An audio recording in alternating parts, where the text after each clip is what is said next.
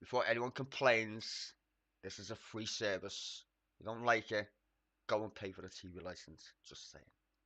I'm late. Who cares?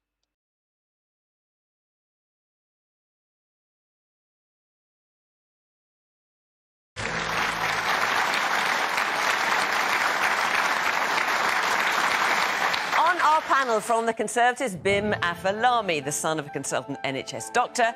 After a career in the city, he became an MP in 2017. He worked for Liz Truss when she was Foreign Secretary and then resigned as Deputy Chair of the party last summer, live on TV over the scandals engulfing Boris Johnson. Labour's Lucy Powell shadows the Department of Digital, Culture, Media and Sport. She's previously held shadow briefs in business and housing. Just this week, she caused a bit of a stir in the Commons when comparing government behaviour over the Gary Lineker saga to Putin's Russia. Last December, Stephen Flynn got himself promoted. He now heads the Scottish National Party's 44 MPs in the Commons. Like many senior party figures, he's backing Scottish Health Minister Humza Yousaf to be his new boss in a torrid three-way battle to be SNP leader and First Minister. Anne McElvoy is another panellist with a recent new job. Having been the executive editor at The Economist magazine, she's now executive editor and head of podcasting at the news organisation Politico Europe. She also writes for the London Evening Standard and stretches her brain further on Radio 4's Moral Maze. And John Allen is a businessman of vast experience. He was previously president of the Confederation of British Industry, which represents nearly 200,000 businesses. He's currently the chairman of Tesco and the house builders Barratt Developments.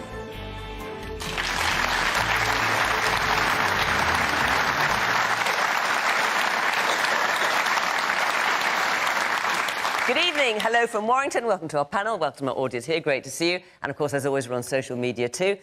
And we get our first question going in a minute. And just to remind you that not only are we on BBC One After Late News, as always, but we're also at 8 o'clock on the iPlayer, in case that's too late for your bedtime. Right, let's get our first question from Mike Georgeson.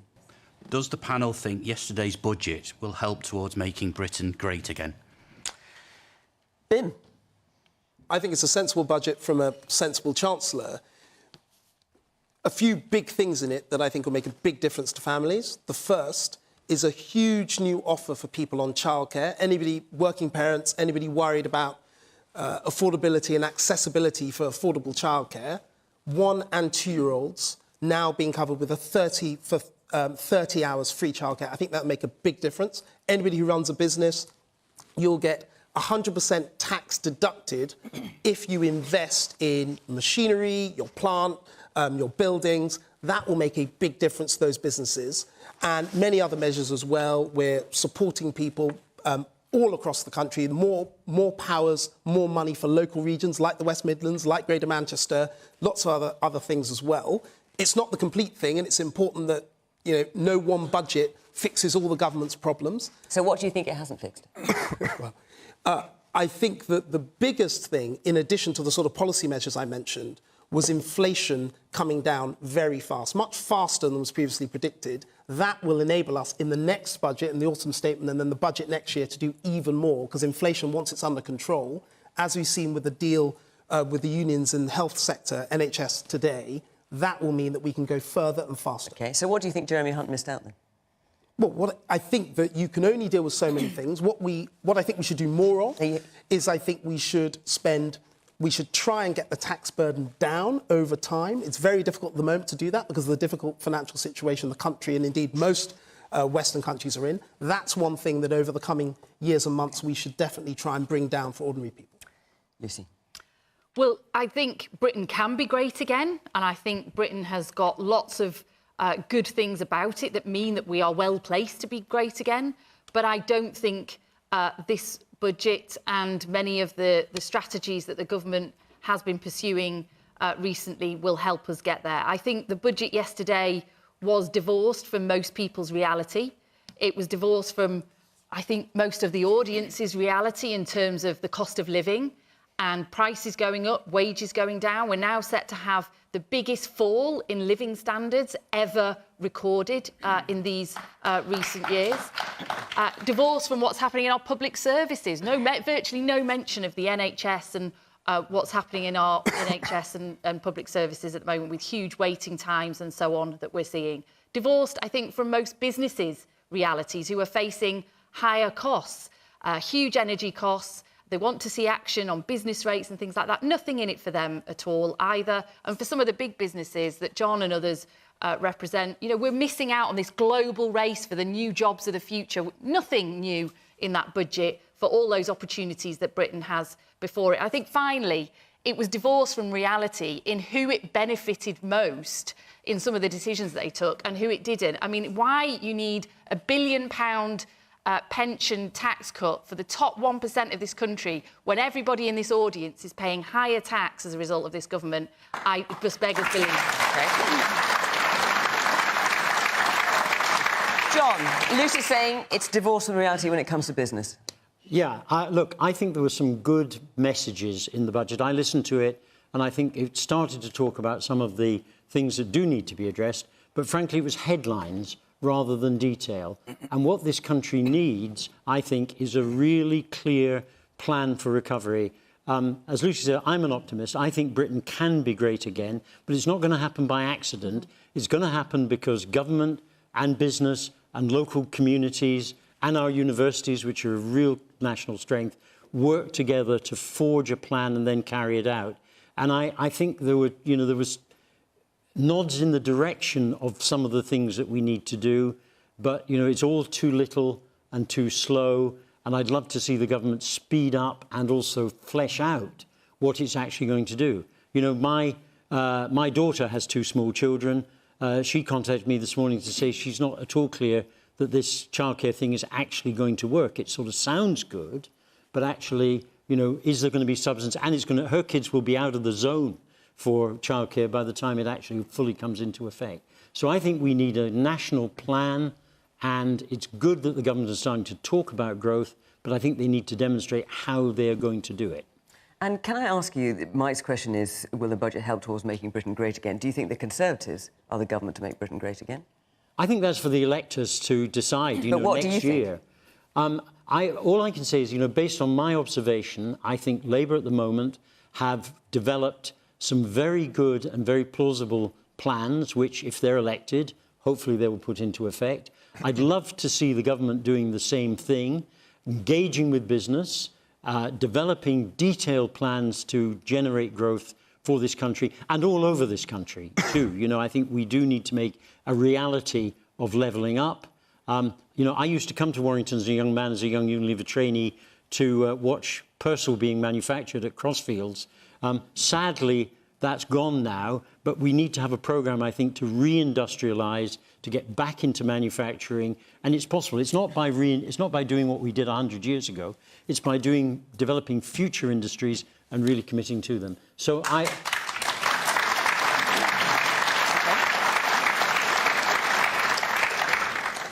Lots of hands up. The lady there with the blue hair. Thank you.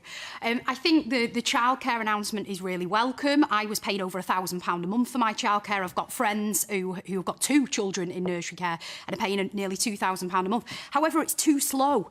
Why are we bringing the pensions relief in for the wealthiest in society next month, but those who are really, really struggling with the cost of living now have to wait until next April to get that help with childcare? OK. Bim, I will come back to you on that. I'm going to get round the rest of the panel first. Let's hear a bit of our audience first. Yes, the man there with the white and blue top. Can't quite see. Yes. I'd just like to wonder how the government can justify giving tax relief to the top 1% when there's people going to food banks. These people who are getting this tax relief can already afford to pay up to £3,500 a month into the private pension scheme, and yet they're giving them more, and the people who need it most are getting less. OK. And the woman in front of you? I think the announcement about childcare is great, but I think that the government are prioritising economy over family. There's no support for families where one parent wants to remain at home to care for their own children. It's just encouraging us to outsource childcare so that we are out in the workplace, and I think there should be more support for families to be families. So do you think it kind of applies a kind of pressure to make you feel that actually you should be out at work rather than looking after your child if you want to? I think a few generations ago, a family could live on one salary comfortably. It's very hard to live on one salary now. Obviously, there's single-parent families as well. There's no support for parents who want to raise their own children and don't want to hand them out to other people, especially when they're 1 and 2, and they should really be with their parents. OK. Stephen?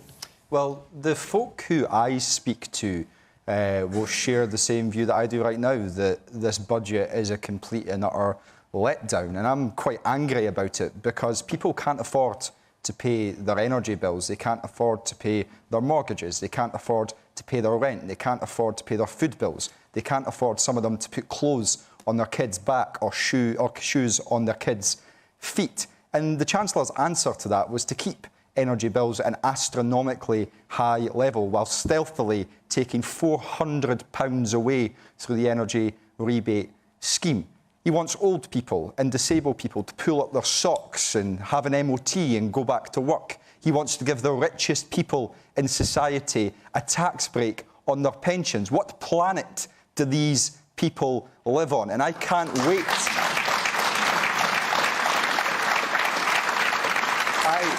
I cannot wait to see them get stuffed at the next general election. But I tell you what.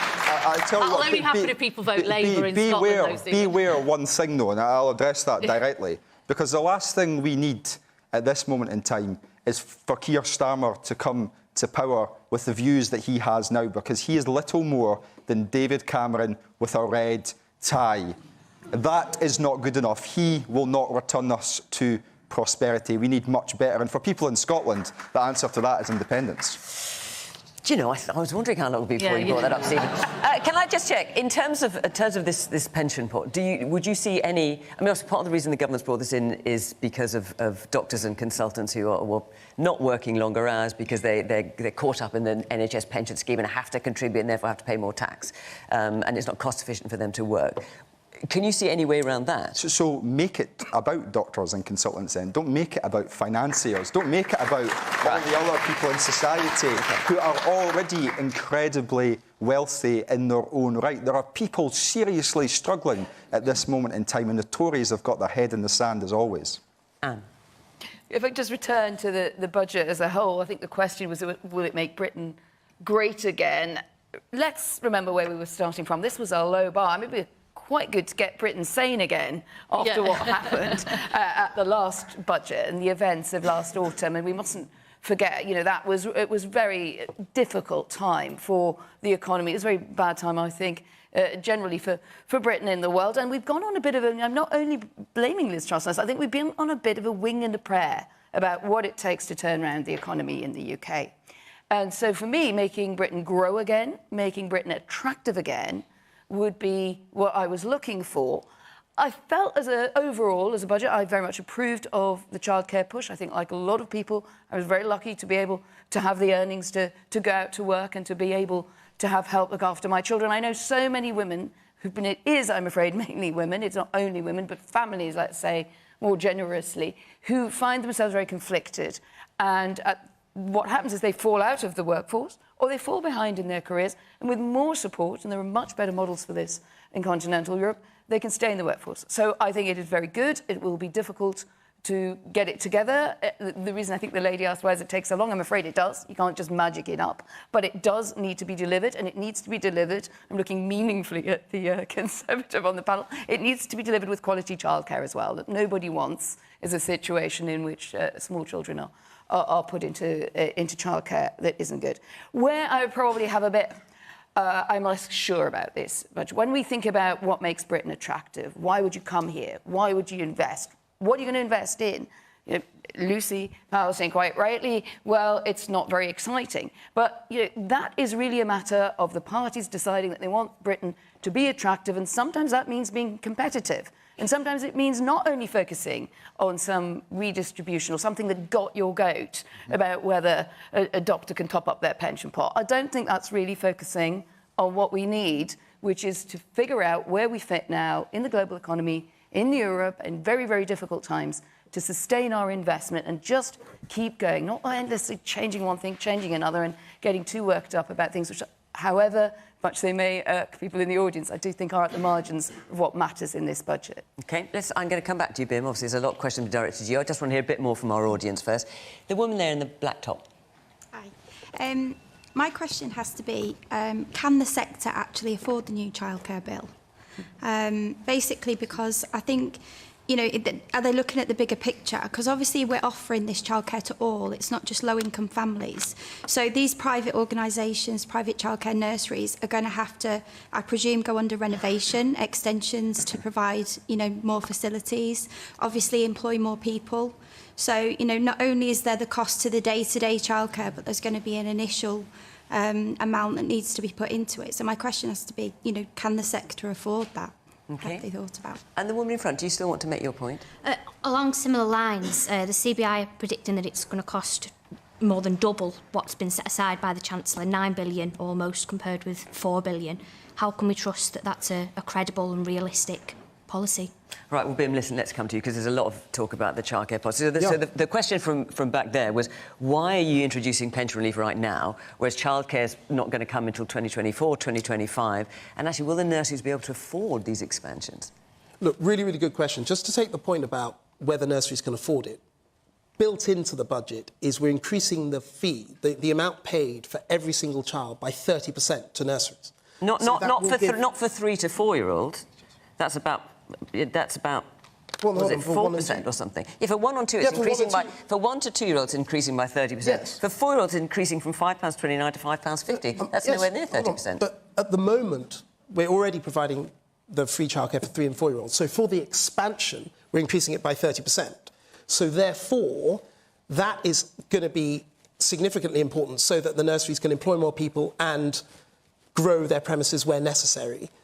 And look, when people say, and I heard the lady make the point, you know, why is this not happening now? I wish it was happening now.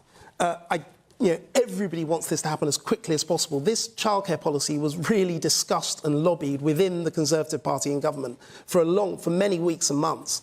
We just have to be honest with people about how long it takes to do the practical things that the lady here was talking about in terms of hiring more people, expanding premises. Being honest with people and being practical that it may take us 12 to 18 months to get that fully sorted, I think is a reasonable thing to do.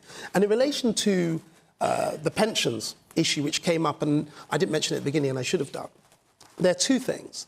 The first is, it is really important when we've got a lot of people who are over 50 dropping out of the workforce. We've had one of the highest in the Western world of numbers of those people dropping out of the workforce, hundreds of thousands.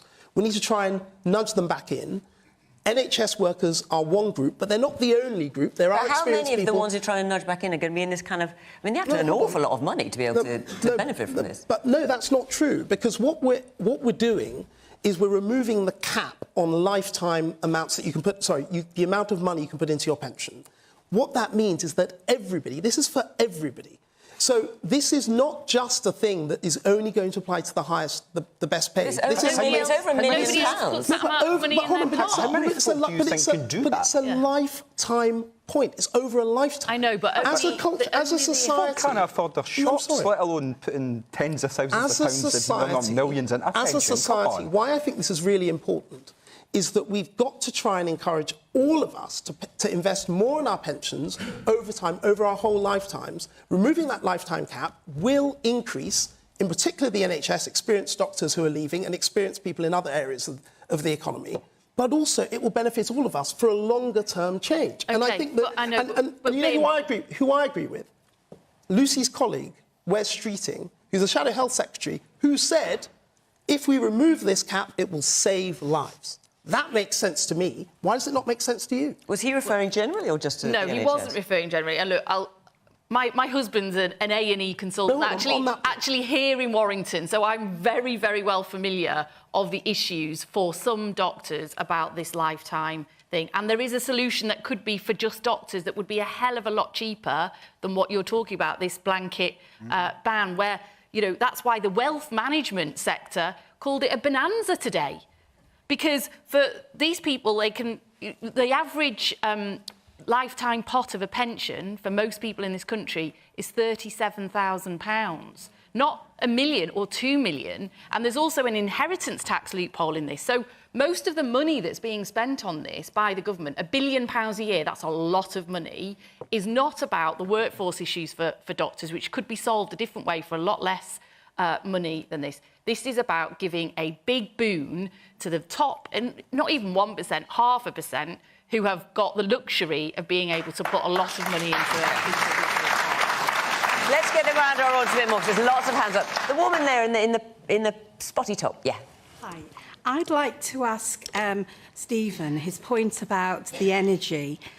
Jeremy Hunt has U-turned now and has put a cap on the energy prices till June. Is this going to be sustainable for families? Families like me who have a disabled son, we need the energy to still be on for over the summer periods because they need warmth, especially children with cerebral palsy, etc. And there is no funding that's been put aside for disabled people or children with disabilities. Do we need a social energy tariff? OK, so I'll come back to that if I may. Just hear a few more people here. Yes, the man in the check shirt at the front. Yeah. I think one of the things we have to be thankful for from the budget is it didn't have the reaction of the last financial statement. And I would also say, as one of the over 50s... You're talking about the Truss government, obviously. Yes, yes. As one of the over 50s who's voluntarily left the workplace, I think the change in the pension cap would not entice me to go back. Wouldn't make any difference. So it may only apply to a certain level of doctors and some other professions, but I don't think it's going to attract majority back. So is there anything, just out of interest, the government could do to attract you back? No. You're just enjoying it too much. But it's actually just on that point, because it really depends where you are. For other people, we're actually offering a lot more support for people in midlife or mid-career, helping them get into new things, reskill, retrain. That's really important for a lot of people as well. You're going to sanction them if they don't. That's not offering support. No. That's literally just hitting people with a big stick. That's just completely not true. No, of course it's true. It's not true. The woman here. What I don't understand is how it's taken so long for this childcare issue to be brought to head. This has been going on for years and years and years. The Conservative Party have been in power for years. And also, what will happen? It won't take effect for another couple of years. What is going to happen with the mass influx of parents wanting to bring children into childcare establishments when childcare establishments are closing at a rapid rate at the moment? OK. The woman there with the dark hair. Yeah, no, sorry, let's get them right. You've got your hand up there with long dark hair. That's it. How is the government going to help the early years sector deliver the new funding proposals? The current qualified practitioners in the workforce is at an all-time low, and there isn't enough time to recruit enough people during qualifications to actually deliver it in time with the proposals, so there needs to be a real reform. It's interesting. So this, obviously, the childcare proposals were one of the big things that Jeremy Hunt wanted to unveil in the budget. And what I'm hearing back is a lot of concern and dissatisfaction with it. In the interest of balance, is there anyone here who thinks it's a good idea and thinks it's going to help? You do? Right, OK. It's just, it needs real thought of how that's going to be delivered properly, because currently, if we don't change the way things currently are, it won't be possible. You're completely right. It does need to make sure that it's delivered sensibly with the partnership of the early years sector. You're completely right. But what do you think about the fact that at the moment the government's proposing, something like $4 billion, and you've got the CBI, I think it is, saying it's going to cost twice as much as that? Well, when they do the costings, it's done not by just the government. The Office of Budget Responsibility also looks at that, and that's the number that they have come to. So I'm not saying they're right and the others are wrong. Ultimately, it will depend on how well we implement this policy. But what I'm hearing tonight is people are keen for it to work, but we've got to make sure that we deliver it, and we will. It's not free, it's funded as well. The current funding rates don't work. That's why we're increasing them, as I say, for 1- and 2-year-olds by 30%. Fiona, John, yes. If I could intervene, isn't this a very good example of how not to develop policy? I think almost everybody thinks this is a good idea. Why was there not more consultation with the providers of... There was a huge amount of consultation. Yeah, well, there was a huge amount. Well, that's not what they're saying today, Bim. They're saying it's impractical, it's underfunded, and so on. And I just think that, if it had been better thought through, it would have got a much better response, which it probably deserves to get a better response, because it's definitely a step in the right direction, but it just looks half-baked. Well, I tell you why it didn't get more consultation, because the government is all about politics, I'm afraid. They could see that the Labour Party, we've been really banging on about childcare issues for many years, actually, and particularly ramping that up in recent months. We needed They knew we were going to have a sort of big offer at the next election. We've been doing lots of work about how we can make that offer work, how it could work with the sector, what it needed to look like. It's also a very complicated system we've got in this country. You get some tax-free, some free hours that aren't really free. It's a subsidy. You get some money through universal credit. It's a complete mess, and it does need looking at. And so the government, the Conservative government, wanted to shoot our fox on that and try and not make it an issue at the next election, which is why they brought something forward before it was ready. It was a back of a fag packet job, really, wasn't it? Let's be honest. Now, Stephen, I'm going to bring you both back in before I move on. Stephen, specifically, there was a question from the woman at the back there about a social energy tariff. Yes. Is that something the SNP would bring in? I think everyone would be broadly supportive of something like that. I would obviously need to look at the details. But in terms of energy, and this is an important point, so the Chancellor has obviously said that it's going to be £2,500 capped. And that only is for average households. Obviously, it depends upon your usage. But there's about £30 billion worth of fiscal headroom available to him. He shouldn't have been freezing bills. He should have been cutting people's energy bills. That would have put real money into people's pockets. It would have helped to improve living standards across the board. And very, very quickly on workforce issues, which applies not just in the public sector, but in the private sector. There's a simple answer to that, an answer which the Conservatives don't want to hear, and indeed the Labour Party don't want to hear, and that's to reintroduce freedom of movement with our friends and neighbours on the continent of Europe. Anne, briefly, if you would. Just coming back on the childcare point, I don't think Lucy can be entirely surprised that the government practices politics, just as the Labour Party occasionally does. And I would give credit to the Labour Party. But I'd rather they thought about it before they just did it, just as a political gesture. Well, hang on, they're doing something that you kind of like them to do, and I do think people get quite tired. And I think it's very difficult for the Labour Party, because actually, when it gets down to brass tacks, apart from something like pension tax relief, lots of this budget, I think Labour would fundamentally agree with. Nobody wants to have an argument about tax. Labour doesn't really want to have much of an argument about tax. So some of those old dividing we had a massive argument about tax at the last budget and the budget before. We haven't had one at the moment. In fact, they haven't said anything on tax. They haven't said anything about tax. People are now paying more tax than ever, and they didn't say anything in the budget about that. Right. So well, then you can tell us. Are you going? We will be. Don't worry. Okay. Well, good. When is that going to happen? Actually, hang on a second. When is that going to happen? As part of our manifesto process, you have to see what the economy is at the time, obviously, and make those sums out. Just out of interest, and make those sums up. How far out from an election would we expect to see it? We'll do all those things in due course. I knew it was going to be due course. Okay. And briefly finish your point. I just knew we opposed the NICS rise. We opposed the 45p national insurance contributions cut. You know, there were clear. Things that we've been saying. I know that's the greatest hits, but here we go. On the childcare point, I just feel that is a good example. Yes, it is imperfect. I thought the questions are very targeted. There is a lot of practicality. There's policy, and I also will be focused on testing how it works out in practice. But it is the right direction of travel. And I think the best thing is sometimes for the parties to get together and accept that something which is overdue is a good idea. And by all means, knock yourselves out arguing about the detail. But the main thing is that we stick behind it and start to deliver policy over 2, 3, 4, 5 years, whoever is in power. Because if we don't, we go in the zigzag. We have Labour Sure Start, then we have the problems with Sure Start, then it's pulled back, then something else. The kids have grown up. So that's what I'm saying. I completely agree with that, though, in that sense. Okay. So we've been campaigning on childcare improvements for a long time. All right, Lucy, we hear you. I'm just going to move on, because I won't get any of your other questions in, and it'll just be about this. So, before I do, I just want to tell you that Question Time is in Newcastle-under-Lyme in Staffordshire next week. The week after that, we are in Bristol, so all parts of England for that week. Obviously, we'll be coming to Scotland as well, Stephen. So if you'd like to come to either show, go to the Question Time website, address is here, follow the instructions and come along and be part of our audience. OK, so we are taking a question now from Pauline Weston. Yeah. To what extent do the panel agree or disagree that HS2 is a total waste of money and an environmental disaster? Right. So,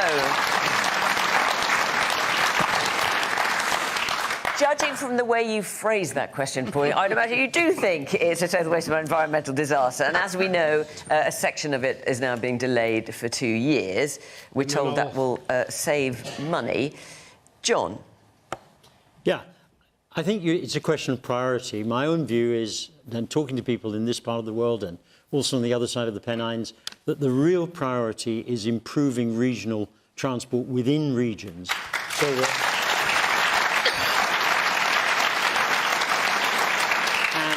You know, and I think we've missed out. I think the North West, Yorkshire and so on have missed out on that big time. As far as HS2 is concerned, I think there is an argument for it, which is to do with capacity.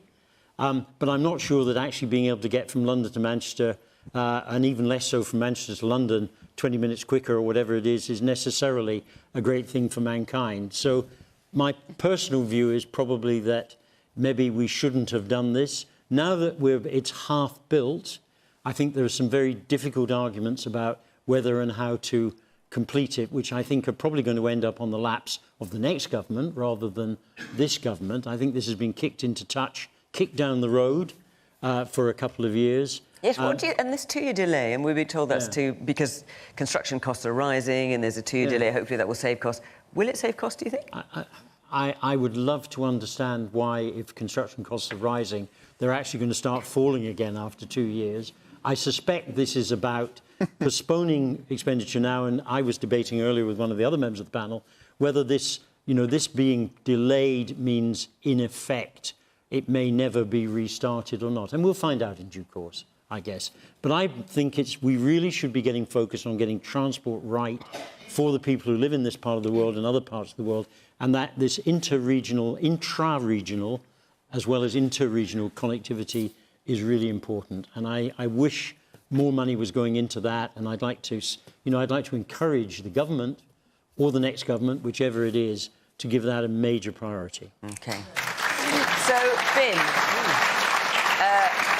I should say, incidentally, you very kindly stood in at the last minute because we had a government minister coming on this evening and for entirely legitimate personal reasons couldn't come. So, Bin, we're grateful to you. So, in terms of what John's saying there, this 2-year delay, how on earth does it save money? Or is it just kicking it into long grass?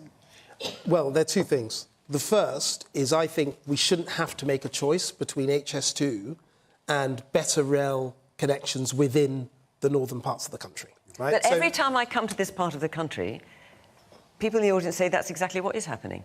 Is that fair? Right. So that's why I said we shouldn't have to make a choice between. We need to do both. In relation to the HS2 scheme itself... When you say we need to do both, that isn't what's actually happening, though. So as we come to the HS2 scheme itself, it's clear that this is not a well-conceived scheme. Any scheme that lasts as long as it has, with the costs going up as they have, is not a scheme that is fit for purpose. A 2-year delay can help potentially improve that, but it will really depend on the detail of exactly what we're doing in those 2 years to make sure that we get the cost down and make it the scheme that really works. So how will it get cost down? Well, it would really depend on the very minute details of exactly how you're designing the scheme, the contractors you're using, the timeframes, how much it costs for you to buy the land, all sorts of details around it. But fundamentally, I think that it is wrong for us to say, let's just abandon HS2 that is already being built, but we've got to make sure we find a better way in this country of building massive infrastructure. You know, other parts of the world, per mile, when they build railway, it's so much cheaper than this country. We really need to look at what is wrong with how we are doing it. It's not a problem of intention. The Labour Party, when they're in office, wanted HS2. We pushed it forward, but we're not delivering these things properly. And I think you've had quite a long time, if, you know, just to point out the obvious. I came into Parliament only 5 years ago. I'm talking about the government. Right, yeah. Quite a long time to work out if you're doing it properly or not. Well, it is clear. It is clear. Put down the spade. Put down the spade. In all areas. Keep going, Bin. Keep going. Come on. We are not doing this very, very well because it is a really complicated, one of the biggest infrastructure schemes in the world. But we can do it because Crossrail did get done. So I know we have the capacity to do it. We need to be able to do that in HS2 and across the north of other regions of the country to make sure we connect up our different regions, because unless we can get the cost of these things down, nobody will ever put forward doing major infrastructure again in this country, and that would be a shame. But let's not just say we shouldn't ever do big schemes. Right. Not surprised, quite a few hands up on this one. I could have predicted that. First of all, the woman here in the pink top. Hello. Yeah, I live in an area where multiple houses were under compulsory purchase because of the HS2 scheme. So there was enormous upset, which has actually caused ill health for a number of families, and families who live very close to me who have fallen victim to that. In addition to that, the infrastructure in order to get to the HS2 point to board the train is likely to actually take the amount of time, which is the difference in the shortened journey from where I live to London. So in terms of leaving the house and getting to London, the time of the journey isn't probably going to be very much different at all, and I'm literally talking 10 or 15 minutes. I mean, one argument for HS2 is that it would increase capacity even if it doesn't shorten the time. Does that convince you at all? I feel that we have a decent... Where we do have quality, I agree with the point that we actually can get from this part of the country to London relatively easily, regularly. The quality of the trains is sufficient. There's a murmur of agreement with you there, I have to say. The local networks, much less so, in terms of the quality of the trains, the regularity, the size, they're cramped. That's where the problem is. OK. The woman in the black top there. Yes. With reference to what John expressed with regards to local transport links, the size of Warrington now and the new houses that are being built, it's practically turning into a city. So how would John recommend the local transport links are improved? And I live in South Warrington, which doesn't really have the transport links out to Manchester or Liverpool, yet we do have 2 motorways on our doorstep. But there's part of Manchester's tram system, Altrincham, that ends not so far away, and if that was extended over to areas like Lymm, Thelwall, Stockton Heath, it would be so much of improvement to not just the environment, but the people's lives within those areas. Okay. But South Warrington gets nothing. OK. And the man in front in the glasses. Yes. Isn't the reason we don't get anything built and everything's over cost is because nobody wants it built in their backyard? I know it's bad to echo Tom Hardwood, but shouldn't we just build it? Shouldn't you just build it? OK, yes, so you were saying the other week. Yes, and the woman there can you see the woman there with the red top and the long brown hair? Yes. Thank you. I think, Bim, I agree with your statement, but you chose to do Crossrail, you chose to do HS2, you could have chosen to choose a connection between Liverpool and Leeds, you could have chosen to improve the network between Liverpool and Birmingham or Manchester and Birmingham, but you chose not to. OK. Anne. So shall I just remind you, to what extent do you agree or disagree that HS2 is a total waste of money and an environmental disaster? Yeah, I do. I'll just flesh that out a tiny bit. The question, why can't you just build it? I have some sympathy with the gentleman who asked that, because I have to say, we should also say that sometimes not everything we think is going to happen turns out the right way. Initially, I was quite a believer in HS2. I thought it would come from the northeast. I liked the idea that the north, whether it was the northwest or the northeast, putting aside any ancestral differences, would be more connected. I thought this would really sort of help power forward economies that were getting left behind. But, the project, to put it mildly, has let me down. And I think where we are now, we are throwing good money after bad. And you can see one the problem with saying, don't just stop doing infrastructure things, Bim, is, yes, I agree, as I also believed, but it is just out of control. And then it becomes a sort of put it off in order to not face up to the fact that something is quite profoundly wrong with what you started in the first place. And it really isn't working. The other thing I would say, our lives have changed a lot in that time. We now work a lot more happily remotely. We've also been through, we had to because of the pandemic, but that is going to hang around. So I suppose in my mind, I had everyone working on their laptops on these trains whizzing up and down the country. A lot of people don't want to work like that. They want to work more locally. They want to work and be able to travel. And I completely agree with the lady here in the pink jacket when she said, our problem is getting around locally and in the regions. It's often less what we thought it was, which is let's join these dots between the big cities. And final point, the Trans-Pennine experience. I mean, if I were to get from County Durham on the railways, it was Homer's Odyssey, isn't it? I mean, this is really where the North and the levelling up agenda needs to focus now. More regional devolution about these decisions. And I'm afraid HS2 is an expensive elephant. And, well, I don't want to say anything bad about elephants, but it's done. Stephen. I think, firstly, when it comes to trains, we could probably do with the government getting around the table with the RMT and actually striking a deal in the first instance so that the trains that are pre-existing actually run on time. I think that would be of benefit to most folk. But when it comes to high-speed rail, I mean, correct me if I'm wrong, but I think Japan was building high-speed rail before I was even born, and yet we can't even complete one single project on time. And from a Scottish perspective, this comes nowhere near Scotland. Where's the benefit for the rest of the UK from this project? There is none, particularly for my part of the world, when we are completely detached from HS2. So I think the government really needs to consider what their priorities are in relation to this, and whether they want to continue throwing billions after billions towards this project. So, Lucy, obviously you're hoping to get in power. Yep. Possibly pretty soon. Yep. Would you continue with HS2? Yes, and let me explain why.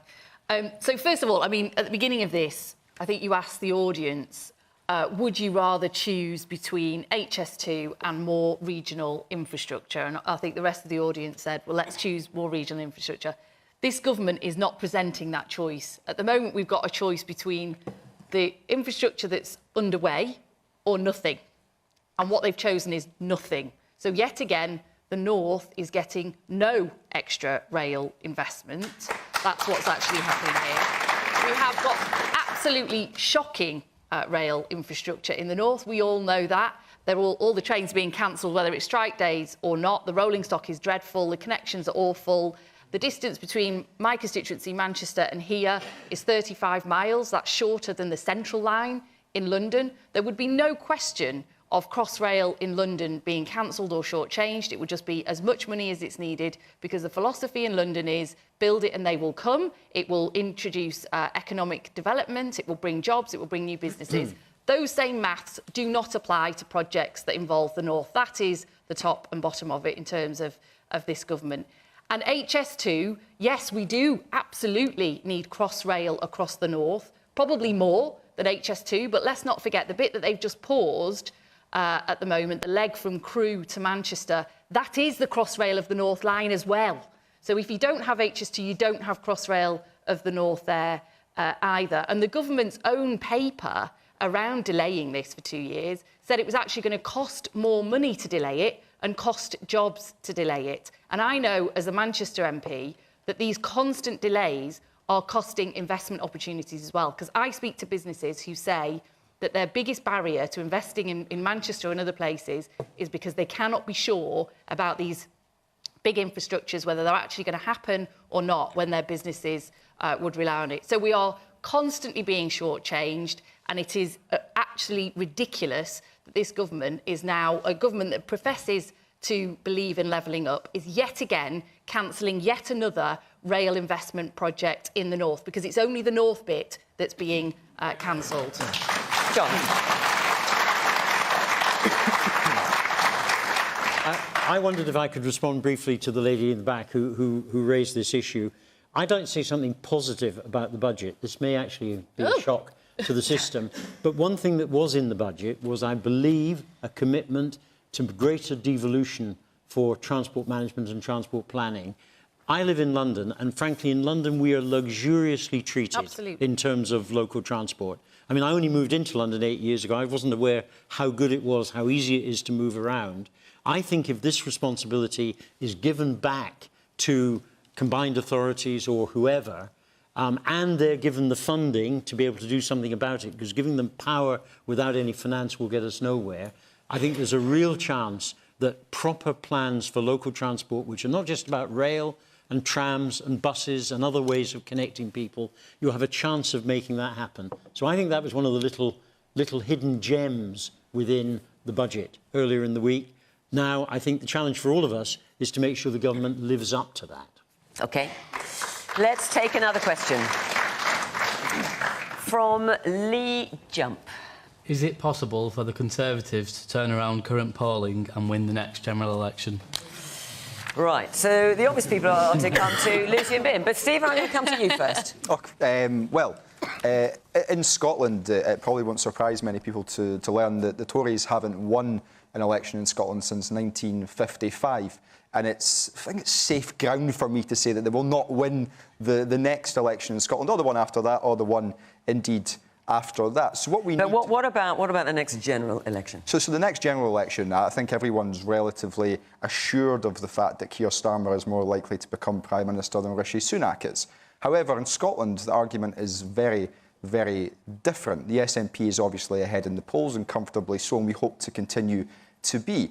So that means that we have an important job to do to keep the Labour Party honest. And I referred to this earlier because the way I see Keir Starmer, he's a pale imitation of Rishi Sunak at the moment. When you look at the customs union, when you look at the single market, when you look at Brexit, when you look at the decision in relation to Scotland's constitutional future, he is literally David Cameron with a red tie. It is not sustainable for the Labour Party to continue with the policies that they have. And I have absolutely no doubt that when we go to the polls in Scotland at that general election, the Labour Party will lose. OK. I hate to be boring about this, but the question was about the general election. So if I mean, at the moment, Labour are ahead in the polls. And you can never know what's going to happen at a general election. There's a lot of don't knows whenever there's polling done. If it gets a position where actually it gets to a point of a hung parliament, would you support a Labour government in a general election? Well, certainly I would never put myself in a position where I would seek to allow the Conservatives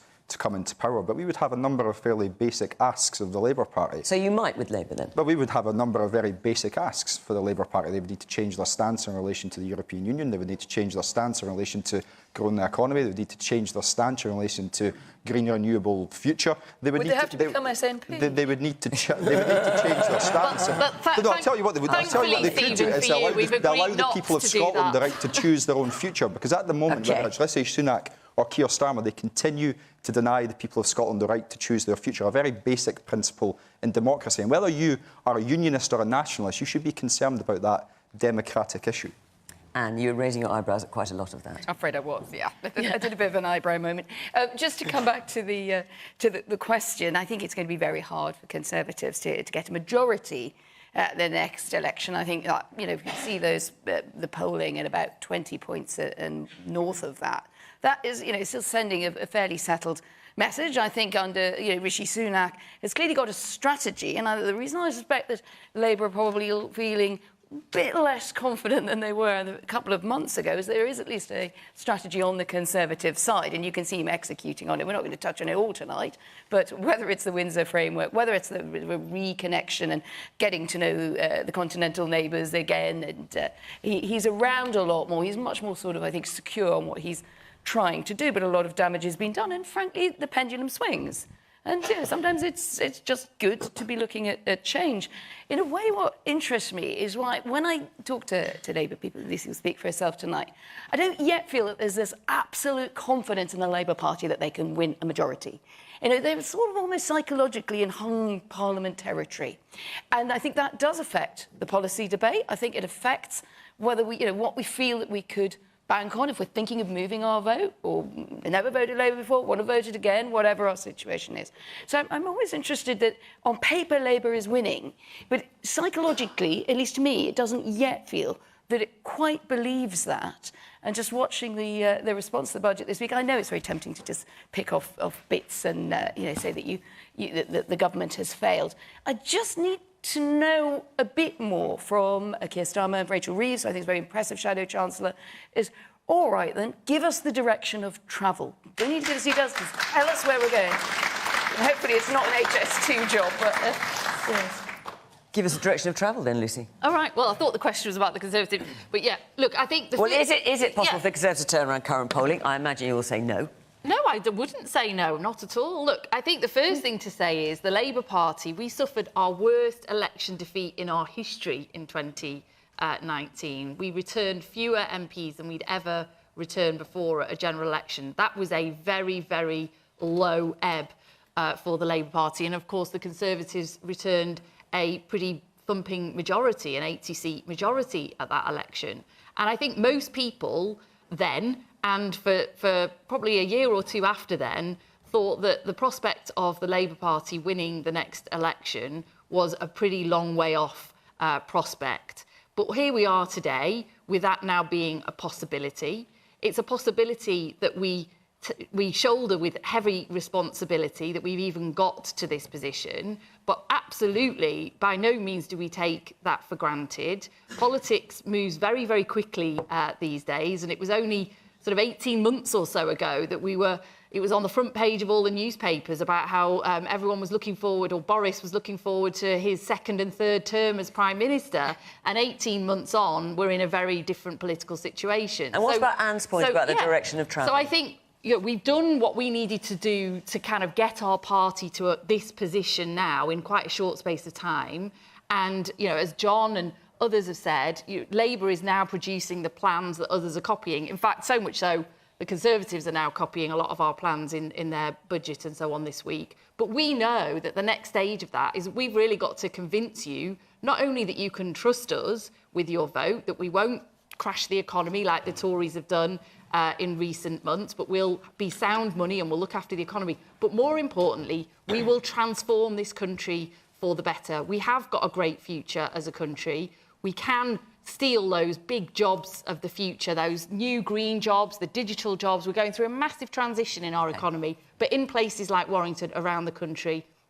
And that's the job we've got to do to convince you that we've got those big, ambitious plans to change the country for the better and that everyone can fairly share in that. And we can restore our public services to their former glory last time we were in office. Let's hear a little bit from our audience. Yes, there's a hand up right at the back, man in the green jumper. So I've watched the last 3 Conservative leaders finish their victory speeches with words along the effect of, right, it's time to get on with it. And then they close the book and then they walk back into number 10. 12 to 18 months to roll out something that happened in the budget, which you've identified as an issue, is too long. Also, as well, we've spoken about high-speed railway too. Billions and billions of pounds are being spent on the development stages alone. So when it comes to the stage where you've actually got to fund it, that's just going to increase costs as well. Now, the sunk cost fallacy believes that the more money you put into something, and when it doesn't actually come to fruition, you might as well just cancel plans. So why don't we spend the 60, 70 billion on high speed 2 in the infrastructure of the budget instead? OK. Ramp up things quicker. OK. The woman here in the white T-shirt. Hi. I just think that people forget sometimes that we've been through like economic turmoil, and I think that Rishi Sunak, genuinely, he's got a strategy, and the Labour Party and other parties are underestimating how much it's actually taking to get out. I understand that Liz Truss, she highlighted the economic issue, but now inflation's going down to 2.9%. I do think there is being some positive change that's being underestimated. OK. And the one back there in the green top and the glasses. The last 3 years have shown us what Britain has been like, but the governments haven't seen that. The people of this country have done what we wanted for us to do. Why can't you do for us now and get this country back on track? And you're speaking, sorry, to the Conservatives or to Labour? To both governments. Both. OK, all right. John? Yeah. I mean, the election is inherently unpredictable because who knows how we'll all feel in 18 months' time or whatever. I think also, the Conservatives have the advantage now of having a decent person at the helm of the party, which is a good change for the better, and a decent person as Chancellor. So I think their team is a much stronger team than it was. That having been said, there is a vast amount, and I've had access to some of it because I've asked for it, frankly, and I'm sure anyone else could get the same, of policy development preparation that's been done by Labour. So I think they are ready to move very rapidly if they are elected on a lot of the issues we've talked about here. I hope the Conservatives will get themselves to a similar level of preparation by the time we get to the general election so that there is a fair choice. Now, I think what we need to do... But it sounds like your choice would be Labour. At the moment. Now, what I think we need to do, though, is to actually get into grown-up politics in the UK, and this is where I take issue with Stephen. I think describing Keir Starmer as David Cameron in a red tie or whatever, frankly, trivialises politics. It doesn't. And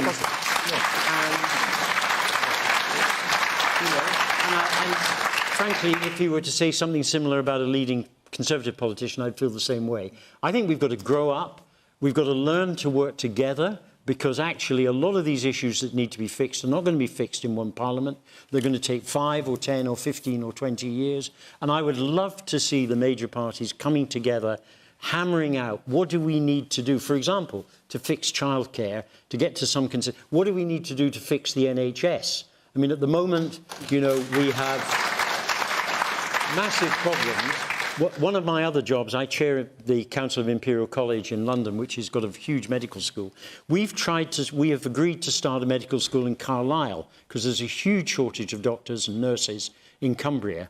What we've been told by the Department of Health is if we educate 30 students a year in Cumbria, we're going to have to educate 30 fewer students in London, which is crazy. Ridiculous. We need more doctors, more nurses, and yet the Department of Health, you know, is actually holding the line on that and saying you can't increase the numbers. They don't mind if we take in more foreign students, that's fine, but we can't take in more British students. And that is absolutely insane, given where we are.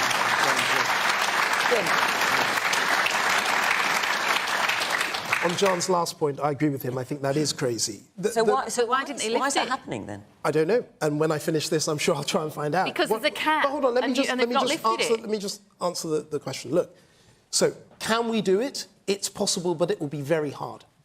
But it'll be very hard for the Conservatives to win the next general election. Of course, it'll be difficult. And because, frankly, the turmoil Do you think it's even possible? Well, it's possible. Yes, of course it is. If we do the right things. We've heard tonight about issues, for example, about childcare, on people's frustration that, you know, we've got to deliver on it. And that's the sort of policy we're going to have to deliver on and get that right so that people can see at the next election they can trust us. On the economy, the lady at the front was talking about how we've been through a lot of economic turmoil. You know, Rishi Sunak is a decent, competent person who understands economic issues well. He's the right person at the helm for this country at the moment. And over the coming months, and over the next 12, 18 months, however long it is, yes, if he shows people that we can build a Britain fit for the 2030s and outlines a vision for our economy that is coherent, that people understand, that builds the great jobs and opportunities that we need in all parts of the country, then yes, that's a key part of it. You mentioned the NHS, John.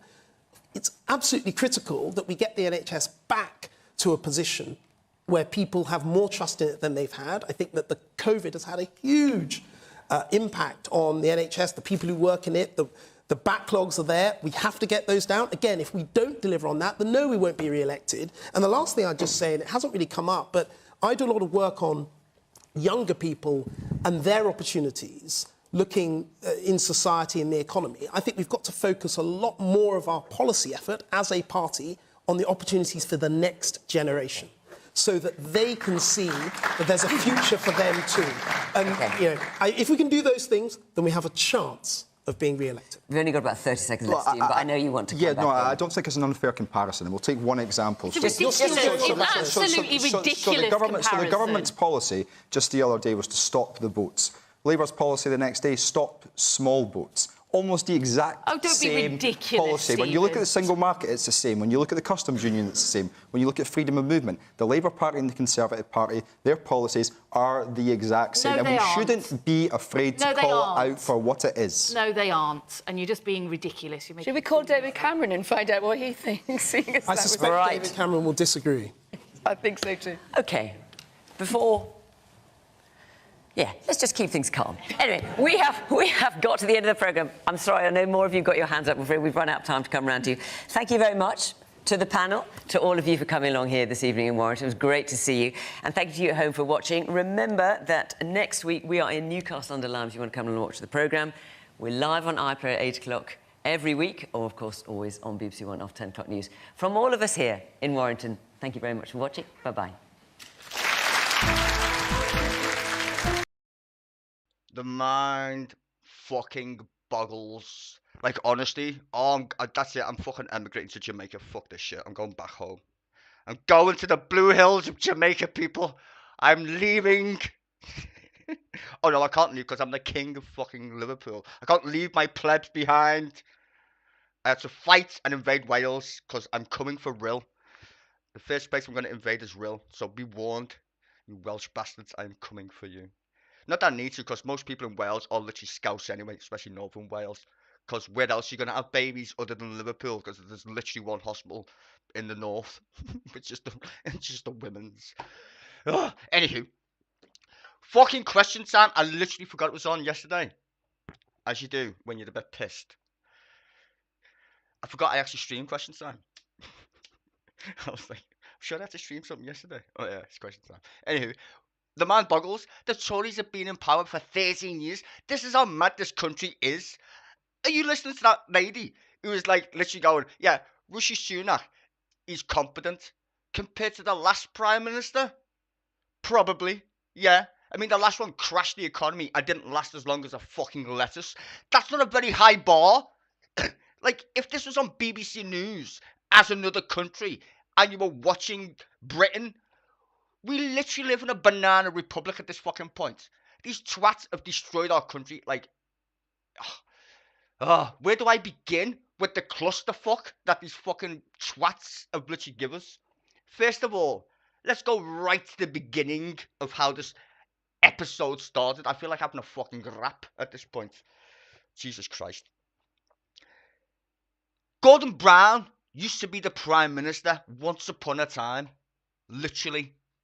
Can you believe that? Gordon Brown was the Prime Minister. Then, these fucktards called the Liberal Democrats, who are basically Tories with a fucking smile. Literally. Rest in peace. If you know, you know. Jumped in bed with the Tories and gave us a coalition government, of all things. What? Yeah. Then they decided it's a good idea to give us austerity. No other fucking Western democracy decided to do austerity, but these twats did. Literally. Made everyone fucking poor for no fucking reason whatsoever. Literally. That was an ideological choice, not economic choice, by the way, ladies and gentlemen. Because in case you didn't fucking notice, we have this strange thing called the Bank of fucking England that prints money out of its ass. Literally. From thin air. Anywho, so they make everyone poor for 10 years. And then, which is even more fucking mental, they slash the cops, the NHS, all these fucking jobs that you would normally depend on in a fucking economy, that you pay tax for, by the way. It's not like it's magic. You pay tax. They slash all these jobs. And then, at the next election, you clap when they say, we're increasing the police. What, the ones that you slashed already? Yeah, them fucking people. The nurses don't get paid. The social workers don't get paid. The bus drivers don't get... Nobody gets paid. Fuck all. And you wonder why people are on strike. And then they have to cheat on the TV to say, aren't you putting people's lives in danger if you go on strike? No. You're putting people's fucking lives in danger because you haven't given us any fucking money. These fuckers created food banks in the United Kingdom. Have you ever heard of food banks under the Labour Party? No. Do you know why? Because there fucking wasn't any. There just wasn't. Food banks is like a national fucking thing now. You go to a football game. What's outside? Food banks. Give us your fucking food for other people because they're dying in the 5th biggest economy on the planet. Food banks. That shouldn't even be on your fucking vocabulary, you fucking twat. This government is a fucking piss take. I swear to God, spitting image, satire. You can't make this shit up. I watch Monty Python and this... What? You couldn't put this in a fucking script. Comedy today isn't even funny. It just isn't. Because this is deadly serious. Like, literally deadly serious. And they have to cheat to say, are the Tories going to win the next election? Are you taking the actual fucking piss at this point? Like, literally, are you? For all you Tory voting bastards out there, go fucking suck a dick. Like, really. You are the problem. You xenophobic fucking retards. We're being invaded by migrants. More people invade Spain on holiday than fucking come here on small boats, you traps. The population of Britain is 67 million people. 67 million. Fuck's sake. And you're worried about, like, 10 people in a boat. Are you mad? I'm more worried about the people who run our fucking country. Tax the rich. No, can't do that. Can't tax the rich. No, no, no. If we tax the rich, they'll run away. What? What? Shell, BP, ExxonMobil. How much tax did they pay?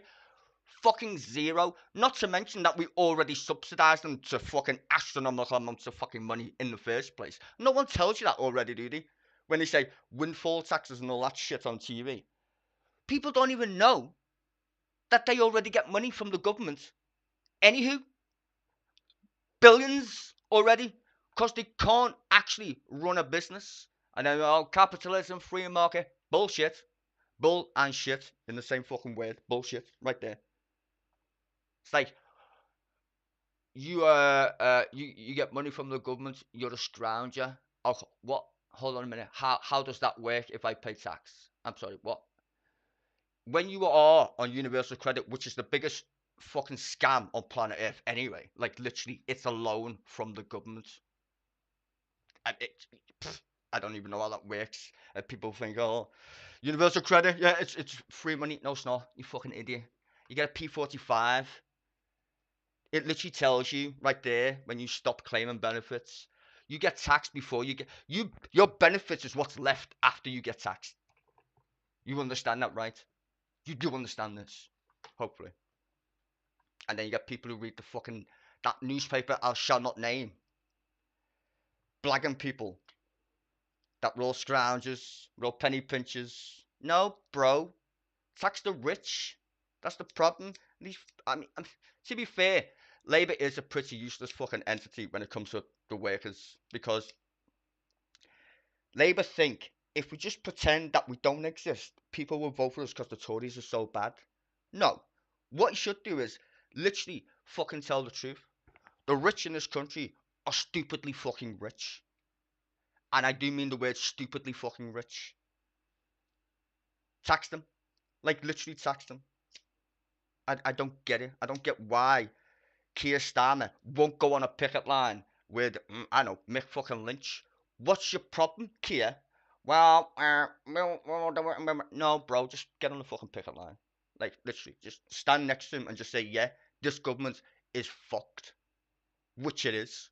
He would get more applause, congratulations, for being on a picket line instead of being a twat who lives in fucking London doing fuck all. You gotta be seen to be with the people who are going to vote for you in the fucking next election. Waffly twat. Waffly twat. This government's just mad, and Labour need to get their shit into gear. And I don't like her. If anyone knows who that woman is, the Labour Party woman, she was the one who put the sword to Jeremy fucking Corbyn. Now, you mightn't like Jeremy Corbyn, to be fair, but let's put things straight here, shall we? When was the last time you heard anybody's fucking name chanted in a football stadium who was an MP? Do you remember Jeremy Corbyn? I do. Because that's the first time I literally ever heard anybody's fucking name chanted at a football game. Jeremy Corbyn. Just saying. I didn't hear Maggie Thatcher at a football game. Or even Tony Blair at a football game. I literally heard Jeremy fucking Corbyn, though, at Glastonbury. He was headlined at Glastonbury. And what did the right-wing newspapers do to him? Fucking destroyed him. You need to understand the situation we find ourselves in, as well as the media here. The media in this country are the Tory party. You do understand that, right? We have the most right-wing newspapers on the fucking planet. We just do. And they will feed you the most fucking dumbest shit, and most people suck it up. Because they're not that arsed, are they, really? The British public, not that arsed. Hence why we have the Tories in the fucking first place. Not that arsed. But when shit eventually hits the fucking pan, oh, fuck that, we can't take the Tories anymore. It's just like the 80s with Thatcher. It's just, honestly, it's like, I've been saying this since like fucking, ages. It's like I'm living in a fucking movie from the 80s. All I need is some waffly fucking good hair, Tina Turner, or a Goonies theme tune or some shit, or Grease. I don't fucking know. Whatever. Just take me to the fucking 80s. Flock of Seagulls, for fuck's sake. It's the exact same shit. The Tory party. I'm literally dying. On what fucking planet does anybody think the Tories is good for working people? I mean, honestly. Are you kidding? Like, I remember putting Margaret Thatcher on a bonfire, for fuck's sake. And people forget like who the Tories are. The reason why we have a housing crisis in this country is because of Margaret Thatcher, in case anyone's not paying attention. And to be fair, Labour did the exact same shit buy your own home. What? No, I pay tax. You're supposed to build them, not sell them to me, mate. You're supposed to build houses, not sell them. I said this on my other stream the other day. It's fucking mental the way you can literally get brainwashed if you watch too much TV and you don't actually use critical thinking skills. The government is not there to sell you a fucking house. It just isn't. The government's job is to build them via taxation. That's why you pay tax. Their job is to build houses, not sell you them. If you want to acquire a house, good for you. Like literally, good for you. But that's not the government's job. We need a government for one reason. They collect tax. And when you hear these people on the right literally boggle your little brain saying the government is too big, you know what that means is the people are too strong, because the people are the government. You understand this? I mean, you can go all the way back in history if you want. It's there, right there. When the people used to own the land you walked upon, you fucking pleb. Do you understand this? These people want your tax to go to private corporations. That's mad. That is mad.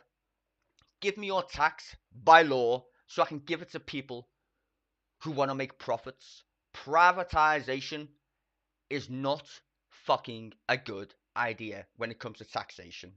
It just isn't. So anytime any of your tax goes to a private corporation, you're basically being fucking told by law to make other people rich. All the tax you pay should literally stay in the system of the UK in terms of funding, housing. Let's go back to that mad gem. Think about this. Where does your money go if you're paying a bank instead of paying the council? Councils have no money because you don't pay any rent anymore. You pay a mortgage. The bank gets rich and they own an asset, which is your house. Either way, they still win because they've got an asset, right? But that money that you would normally pay in rent would go back where? To the treasury or the council, for instance. So it circulates in the system. But if you literally keep sucking the fucking life out of the system, which is called taxation, there's no money left. And this is where we find ourselves. No money left. Because you know why? All the rich people have to tax. That's where it's gone. All the rich people have your money, not the government. That's why it's hard to raise taxes. In fact, that's why taxes are so high. Because they're trying to literally squeeze every last drop out of taxes. When actually, plenty of money. But the rich people get it. Private companies get it. And then they tell you, go back to work, pull up your bootstraps and all that bullshit. When you're already being raped and pillaged, literally raped and pillaged right now, all the taxpayers in this country are getting ass raped. Like, I'm just saying, they are. And they're still going to vote for the very same people who literally think the free market is a good idea. Has anybody ever played fucking Monopoly? I hope so. Does that end well? If you land on that house or that thing with 1 million houses on it? No, it doesn't, does it? The market isn't free, bro. That's why we have governments. Governments are supposed to keep the so-called free market in check. They fucking made the game. The government makes the game happen. They're the banker, in case you didn't fucking pay attention. That's why we have a Bank of England. That's the Bank of England. They divvy out the dosh. But when all the dosh is going to the rich, fuck the poor, you see the problem. It's a clusterfuck. And people say, well, Labour aren't much better. Well, probably. Probably not. But can you get any worse than this fucking bunch of kleptomaniacs that literally are in power? You would still die before you could finish. Which is mad. So, continue counting, ladies and gentlemen. Because we're fucked. If these Tories get back in power again, like, I'm literally emigrating to any country that will take me. Preferably Jamaica. At least it's warm and there's plenty of ganja. Just saying. It's mad. You know why I stream these shows, ladies and gentlemen. I don't stream them because it's good for you. I stream them because it's propaganda for the masses. Like, it literally is. Like, some people on this fucking show just... They make me want to fucking itch and scratch because they're so mental. That poor Tory fella, Bimini, whatever his fucking name is. He literally says the most mad shit with a straight face. HS2. What the fuck is that? Let's build a railway. We invented railways. Does anybody know that? We literally invented the railways and trains. And these fucking useless cunts literally can't get anything to work when it comes to the railway. When I went to the Netherlands, honestly, it was fucking mad. I swear to God, it was like living on another planet. You know it's cheaper to fly to the Netherlands? And this is even madder. It's quicker to literally fly to another country, sit in an airport, and fly back to my own country than it is to go from my city to London, and cheaper. That should not be a thing in reality, but welcome to Britain. Fucking hell. It's mad. We give billions and billions and billions away to people who are already astronomically rich. And we don't tax people who are astronomically rich and then tell people we've got no money. Are you fucking mad? Are you mad?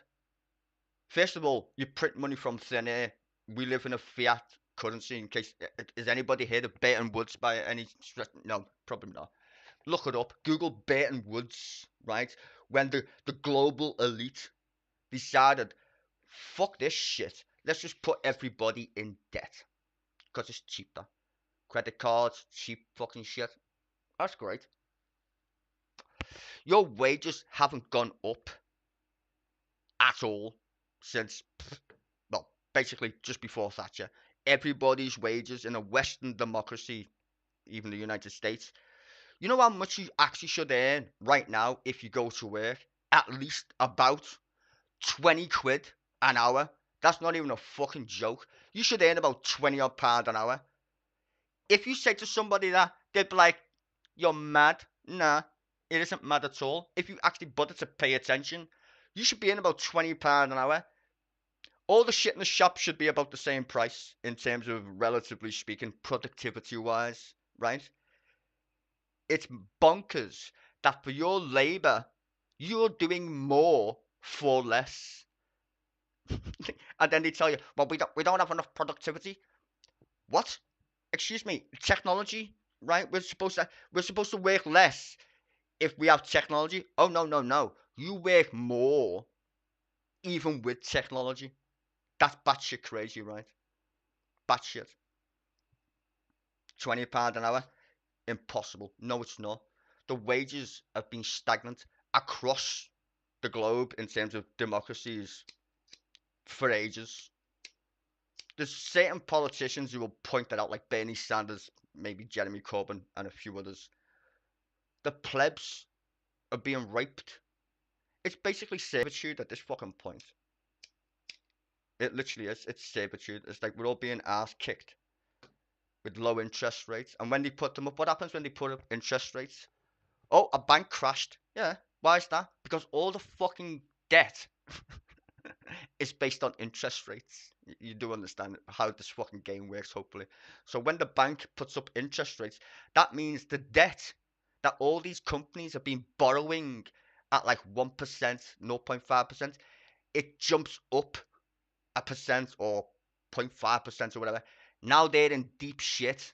That's why Credit Suisse, in case you didn't know, this one of the like biggest banks on the planet, literally just got into trouble. I think it was like yesterday. After 3 banks in the United States literally went broke overnight. 3 of them. Not a peep. The government said, oh, it's fine. It's fine. We're going to bail them out. To the tune of how much again? Yeah, didn't say how much they're going to bail them out for though, did they? Billions.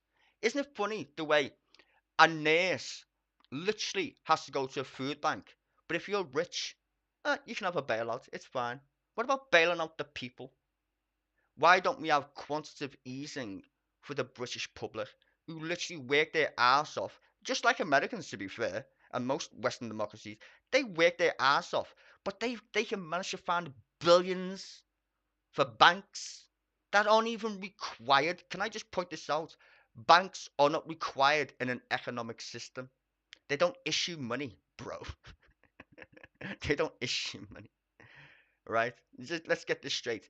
When all the banks exploded in 2010, 2008, 2010, whatever, you know, all the government had to do was nationalize them. That's it. All the investors would have went broke. Yes, like they did in the 30s, and jumped off buildings. Have fun, right? All the government had to do was nationalize the fuck out of them. That's it. Instead, they literally gave them taxpayers' money. Literally taxpayers' money. To the people who caused the problem in the first place by literally scamming the people who were buying houses. You can't make this shit up. You literally can't. And it's mad the way people vote for Tories. Or, in fact, I wouldn't even say Tories at this point. It's mad the way people still think in a neoliberal kind of way. Neoliberalism is a fucking cancer of the mind. You don't hear this word anymore, but I'll say it. Globalization. Anybody remember that fucking gem? Anybody who listens to my fucking streams remember that gem? Globalization, if you're old enough. That was a great idea, wasn't it? No, it was conceived by a bunch of rich motherfuckers to make trading blocks. What's a trading block, one would ask? European Union, ring any fucking bells? I mean, these people literally see the planet as a fucking game that they play. It's mad. Why did you vote to leave the European Union? Well, because it's fascist for a start. It literally is. Do you want to trade with your partners? Yes. Do I want a flag? Definitely not. Do I want a fucking anthem? No. The Tories have got a lot to answer for when it comes to how ridiculous our country gets. Think about this. Even if you voted to remain or leave the European Union, put that aside. What fucking idiot, like literally, what idiot decided that would be a good question to ask the British public? On what planet do you live on as an advisor to go, hey, panface, David Cameron, if you don't know, or twat, as Danny would say. Hey, I've got a great idea how to win the next election. What's that? We should give the great British public a vote on what? Leaving the EU. Really? We're definitely going to win the next election. Oh my God. Triggered. Then they proceed to astronomically fail. Like, I could have told you that was going to be a bad idea. In fact, I knew it was a bad idea as soon as they said it. And so did Tony Blair. Like, no one's paying attention to actual history when it comes to the governments of the day. When Tony Blair was the Prime Minister of the United Kingdom, guess what was in his manifesto? Guess what it was? Give people the vote on the EU to leave or stay. I shit you not. It was in his manifesto. What did Tony Blair decide to do with that stupid question? Kill it. That's exactly what he did. He was like, fuck that, that's a stupid fucking idea. You can hate Tony Blair as much as you want, but he wasn't a fucking prat. The only thing Tony Blair ever did wrong, which is a fact, and we can all agree on this one, he invaded Iraq. That's the stupidest thing he ever did, ever. And he still won an election afterwards, but let's put that aside. That was the only thing Tony Blair literally did that people actually remember him for, Iraq. Even though he gave this country the minimum wage. Who voted against the minimum wage? The Tory party, en masse. You can't make this shit up. The very same government that is in power today literally voted against the minimum wage. These fuckers put Liz Truss in power. Literally give these Tories, this twat who you just listened to on Question Time, Bim, and his fucking retarded fucking ideological nut jobs put Liz Truss in the fucking hot seat. And what did she do with it? Crash the economy. Exploded. Because their ideological nuttery is the free markets. The fucking funny bit about Liz Truss and the free market is even the free market was like, you're fucking nuts. The very people they suckle on for money, right? They suckle on it. The Labour Party is funded mostly by unions, right? That's a fact. Unions mostly fund the Labour Party. Okay, they get donors from whoever, but it's mostly funded by card-carrying members of the Socialist Party.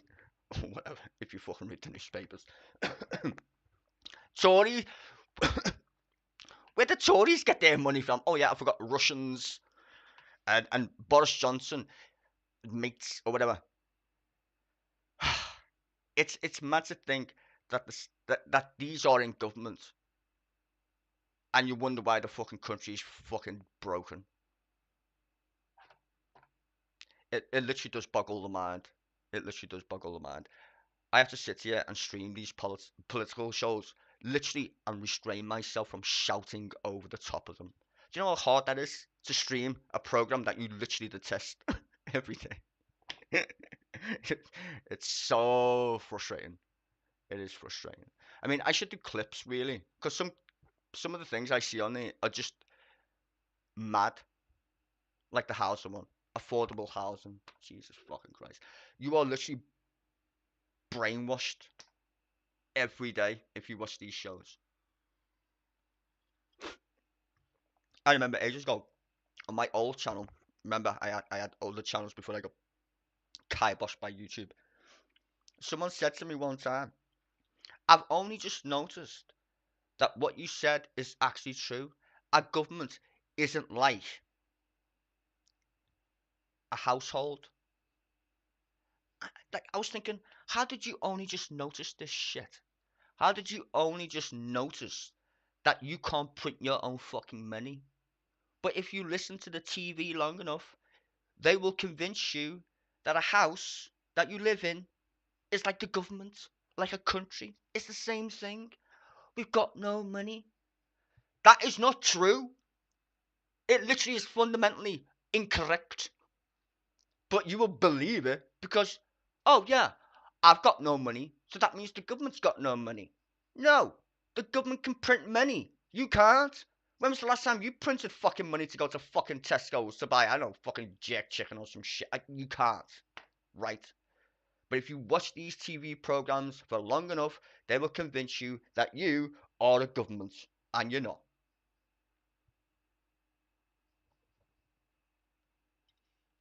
Same way with tax.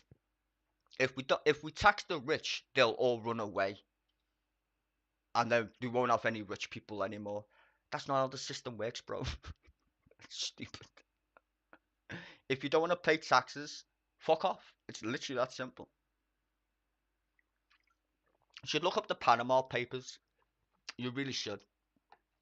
Rich people have this mad idea that if I'm not rich, if I tax the rich, they become poor.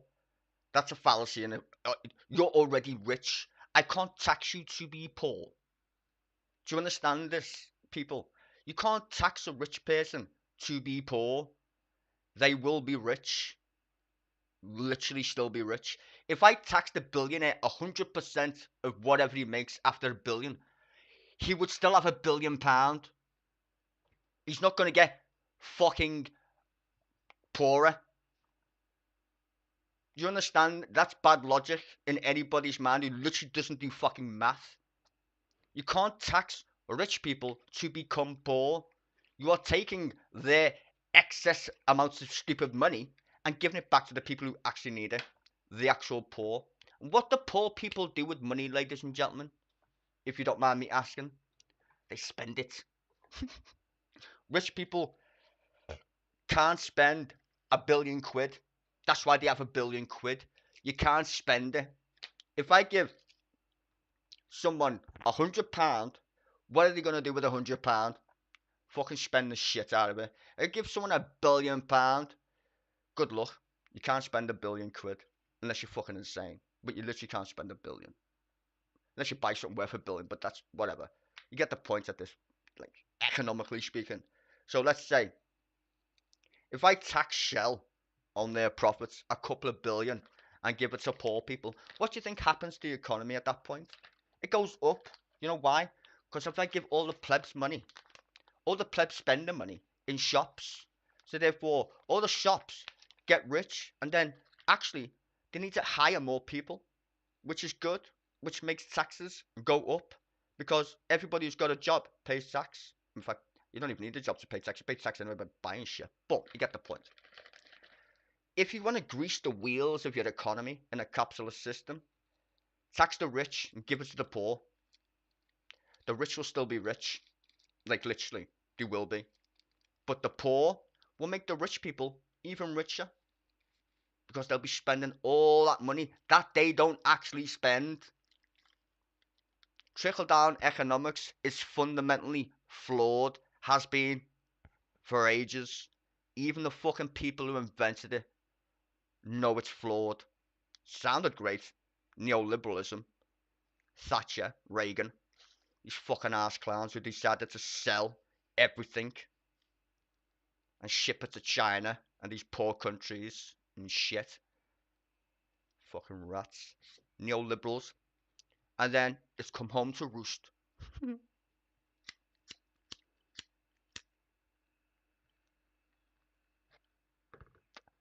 United Kingdom is fucked because we won't tax the rich. Pay attention. They said in the budget, if we put our tax, corporation tax, what is it, 27%, I think they were saying, some shit like that. If we put it 20%, it would still be the lowest in the G7. It's already stupidly fucking low. Already stupidly low. Oh, we're going to put it up and charge these massive companies. Ooh, may I remind you, don't pay tax anyway in the United Kingdom. They don't. When I read a report the other day, I think it was Tuesday. Shell, BP, ExxonMobil. These made nearly $1 trillion. $1 trillion. Some stupid number. Do you know how much tax they paid on that mad number? Fucking zero. Zero. I was like, oh my god. They're making stupid amounts of money that you can't even count. Like, literally, you can't count it because it's fucking astronomical. And people go to food banks. The wealth inequality now is bigger than it was in the medieval times. It would be fucking more appropriate to be a peasant. Let that sink in, just for one moment, what I just said there. You would rather be a serf than live today in the United Kingdom. That's how, in fact, in the West, basically. The disparity, the wealth gap between Monty Python, I Am King of the Britons, Monty Python, is better for you than today. That's mad. Fucking crazy mad. You would be better off being someone's bitch, a slave, serfdom, than it is to live in today's society in the fucking capitalist mad shit that we have today, which isn't even free. Like I said, capitalism is based on the free market. It can't be free if we have a small amount of people who fucking own everything. That's a rigged system, ladies and gentlemen. There's nothing free about that shit at all. Now, if you do your due diligence, I should say, you can literally look up all these mega corporations and what do they own. I'm pretty sure you'll find it on YouTube. There's plenty of videos about it. But it's crazy to think that these people convince you, like, mad shit, like housing, affordable housing. And it's so subtle, though. And that's the mad thing. It's subtle. Really subtle.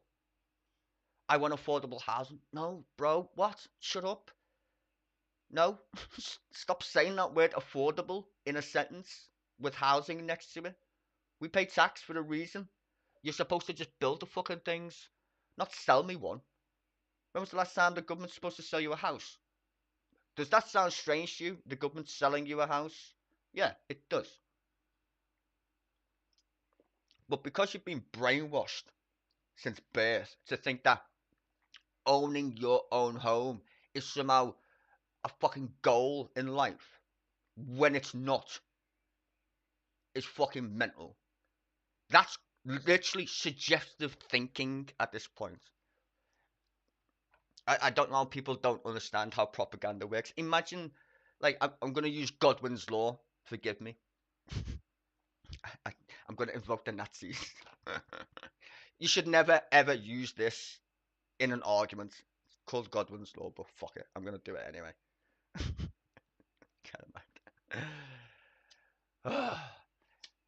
If you tell a lie enough times, it literally becomes true.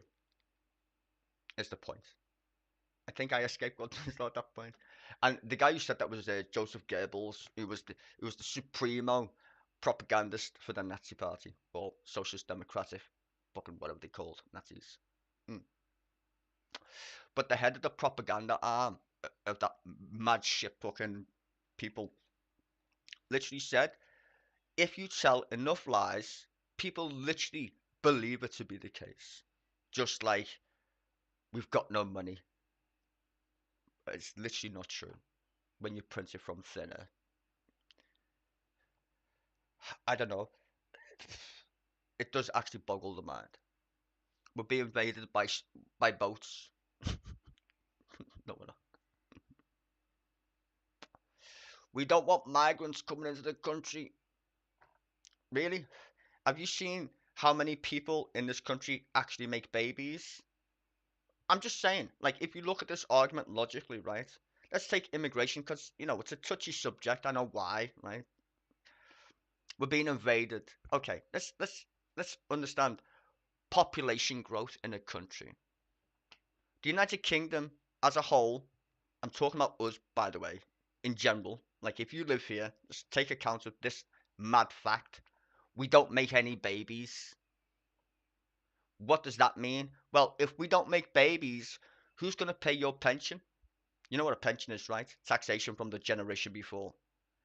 So if no one's making babies, who's going to pay the tax to give you a pension?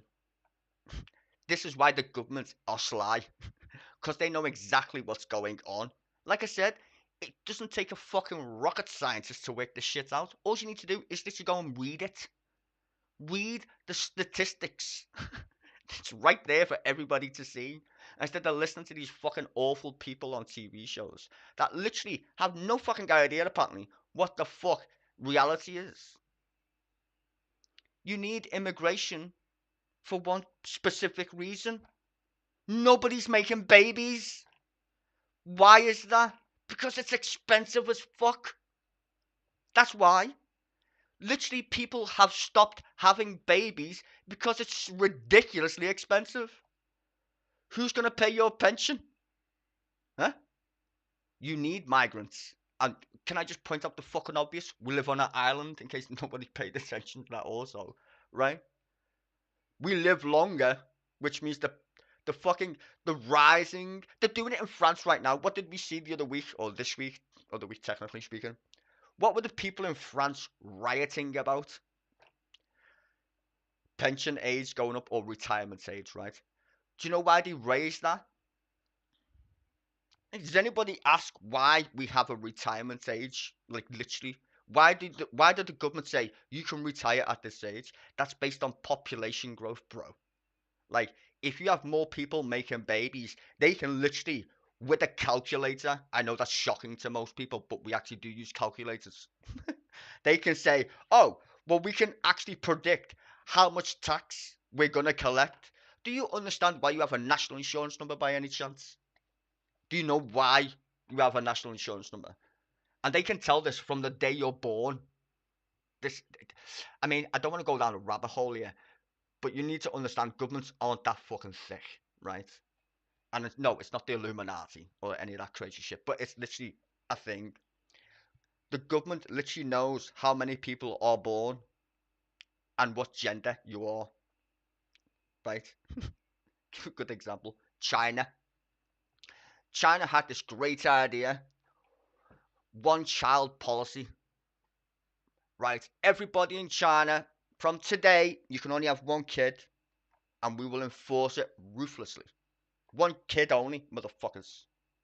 Okay, we will do as are told and shit, you know, we're all listening. We will follow the almighty China People's Party of bullshit, right? What happened next? Turns out, in China, they only they only give birth to males. What? Hang on a minute. So you're telling me our great idea to limit the population of 1 billion people is going to actually do, not limit, it's going to literally stop the growth of China? Yep, we will better change the policy then, innit? And what did China do? They changed the policy. They changed it. You don't hear one child policy no more, do you? No. You know why? Because it was a fucking stupid idea. And it was a stupid fucking idea anyway to begin with. But the fact is that they literally thought by telling people to only have one kid that they would make women. How much that? That's literally batshit crazy, yeah? We're only going to have women. Nah. Turns out they only had men. Stupid idea. Clearly. So policy wonks, like the Chinese, come up with loads of batshit crazy ideas. Like giving tax breaks to the rich and thinking that they would give it to poor people. What? No. No. You need to tax the rich. I wish someone would just literally say, in fact, a lot of people have said it. Even billionaires say, tax me more. I can't spend £1 billion. You don't hear of them much on the news though, do you? The actual rich people who are billionaires, you say, you should probably tax me a bit more. I don't know if you've ever heard of this guy. His name's Warren Buffett. I don't know if you've heard of him. Stupidly rich dude. He pays less tax. This is not a joke. He pays less tax than the person who cleans his fucking office. He literally said that on national TV. He said, I don't understand how someone who cleans my office pays more tax than I do. And what they tell you on Question Time or any other program is, well, the rich pay proportionally more than the poor. No, they don't. They just don't. That is a complete load of bollocks. The rich don't pay more than the poor. They just don't. If you tax a rich person the same amount as a poor person, that would be funny. I'm just saying. It would be. Capital gains tax and all that shit. I mean, come on. You can't tax assets in this country. What? I'm sorry. So if you own a home that's worth £1 billion, I can't tax that billion. No. If you live in a fucking house, good luck not paying your council tax though. Just saying. Poor people, I don't mean poor, but I mean the vast majority of the working public in Britain pay far more tax than any rich person does. And this is the problem. All the money is being sucked out the system. Sucked right fucking out of it. And it's all going to the rich who don't actually need it. The greatest time, and this is a historical fact by the way, in the United States, the biggest boom in the economy in the United States is when all the taxes went to the poor people. The tax rate, or the higher bracket tax rate in the United States was 80-odd%. 80 something. I can't remember the specific number. It was like 80-odd%. You know, that was the, I don't know what they called it, the fucking, the booming, roaring, fucking, anyway, point being is, that was the biggest boom economically in the United States when they taxed the rich. They built the interstate highway in the United States because they taxed the rich. Like, that's mad. But it's not mad. It makes fucking sense.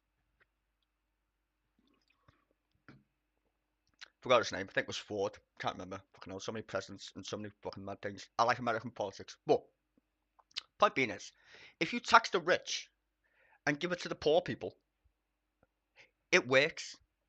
If you just say to the rich people, we're going to give you tax breaks, what are rich people going to do with it? Nothing. Nothing at all. Why would you? There's only so much a human being can cope with in terms of money. If you've literally got £1 billion in a bank account, you literally wouldn't bother to look at it anymore. I know I wouldn't. Like, what's the point? I can't even count that high. Imagine going to an ATM and it just says zeros. In fact, the zeros don't even fit on the ATM screen. Would you even go to an ATM? No. A poor person goes to the ATM though, right?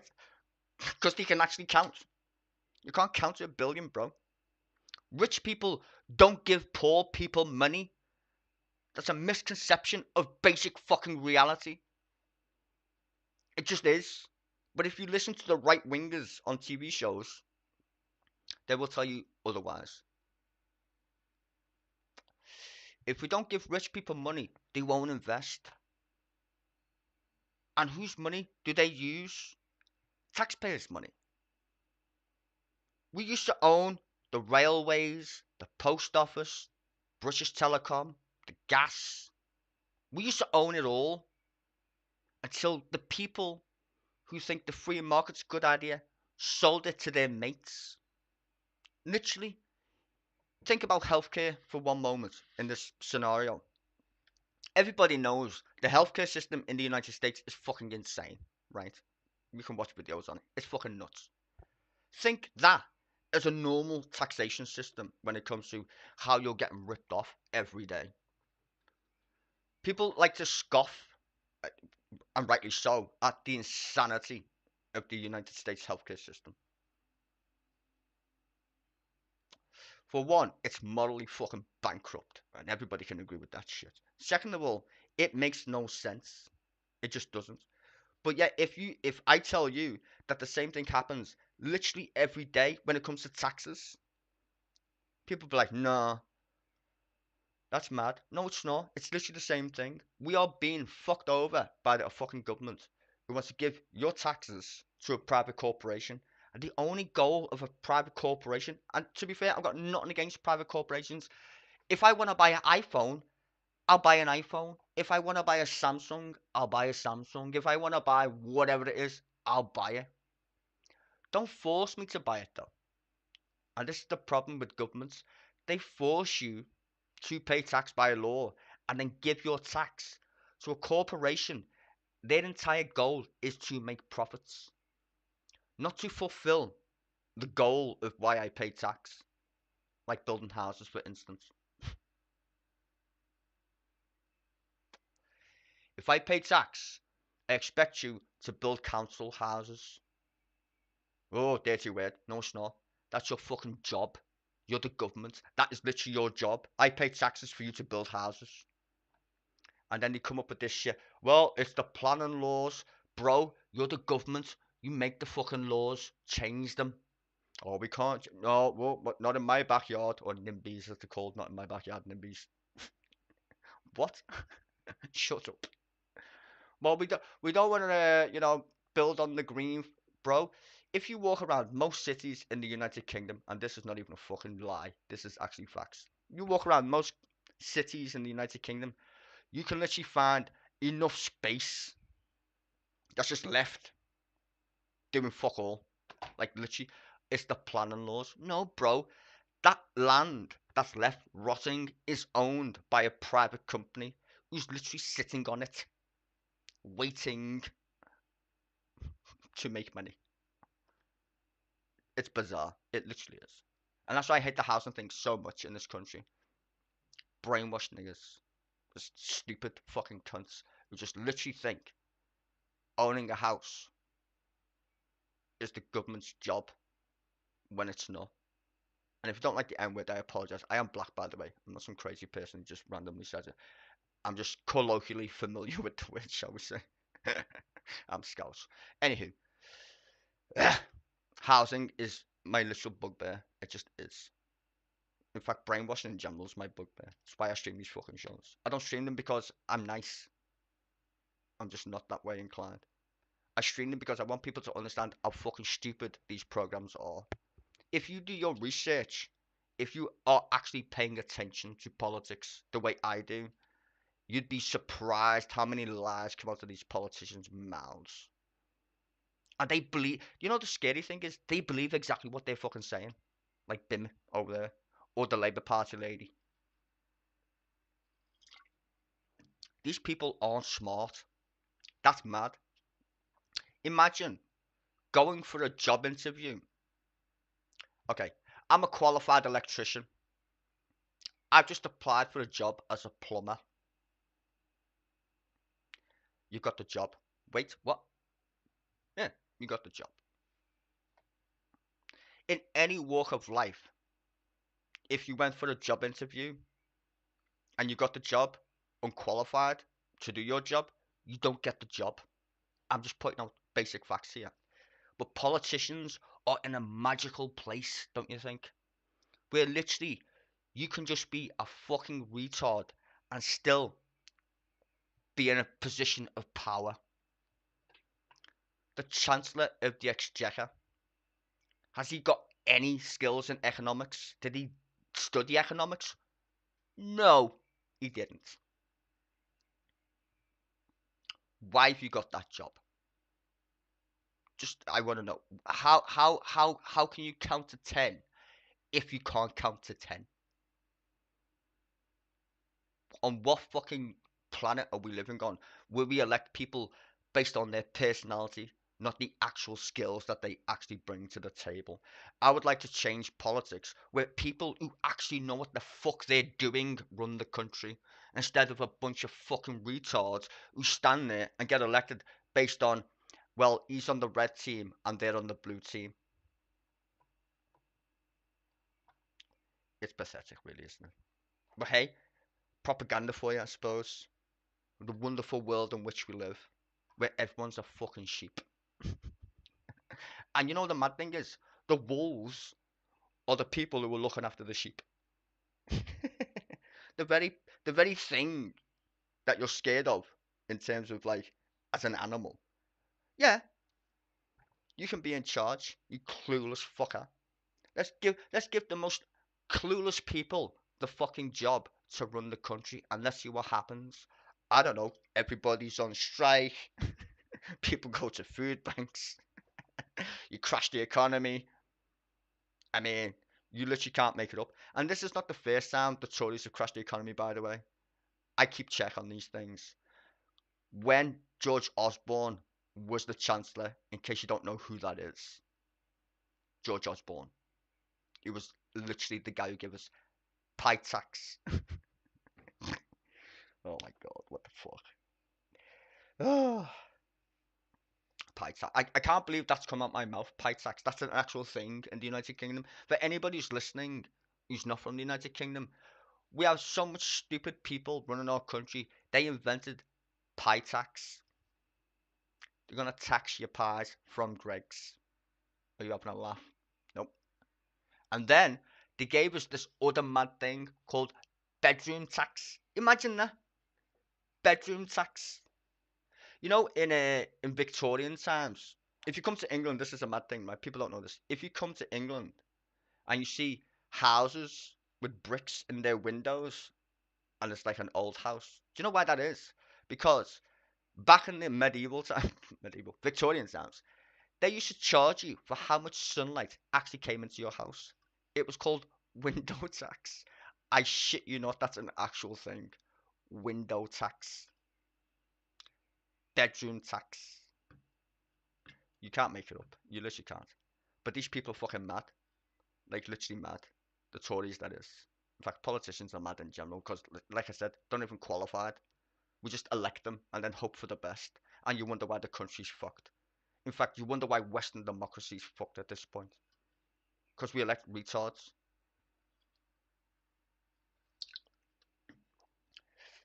Donald Trump is not America in terms of upon politics sometimes. Like, I don't want to stream them, but I'm just like, I'm forced to. This is probably the longest rant ever I've ever had after question time. And it's mostly a ramble and a rant at the same time. I'm just so confused. I just need to get it off my chest sometimes. I don't do this very often, but fuck my fucking life. I need to.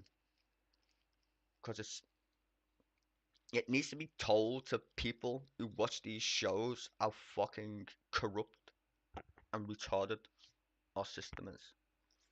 And that goes for the United States as well. You got Republicans. I mean, England's mad. But oh my god, if you watch American politics, you will fall off your fucking chair. American politics is way more interesting than British ones. Though, to be fair, we did have Liz Truss.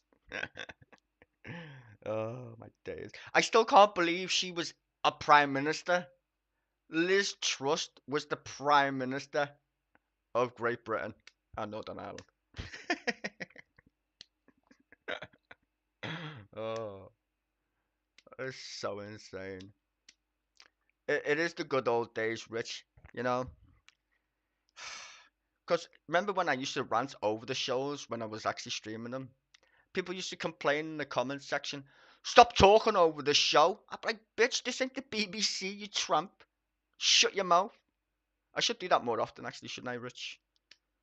People think, and this is the weird thing, is people think I stream this because I want clicks and likes. I don't. I couldn't give a fuck. I literally couldn't.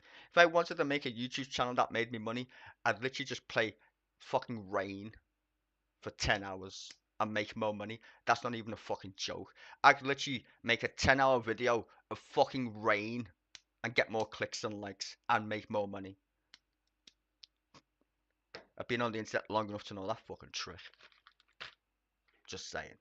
So no, I don't do this for clicks and likes. At all. I don't even... And you know the stream link, the Streamlabs link, that's actually for Twitch, when I actually game on Twitch. It's got nothing to do with this shit. It's there and I can't be asked to delete it. It shows up every fucking time. But if you want to donate, feel free.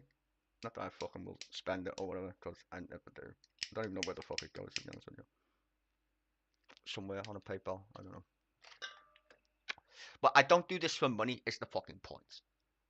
And I never have, as Rich can testify to. I've never done this for money. I try and educate people.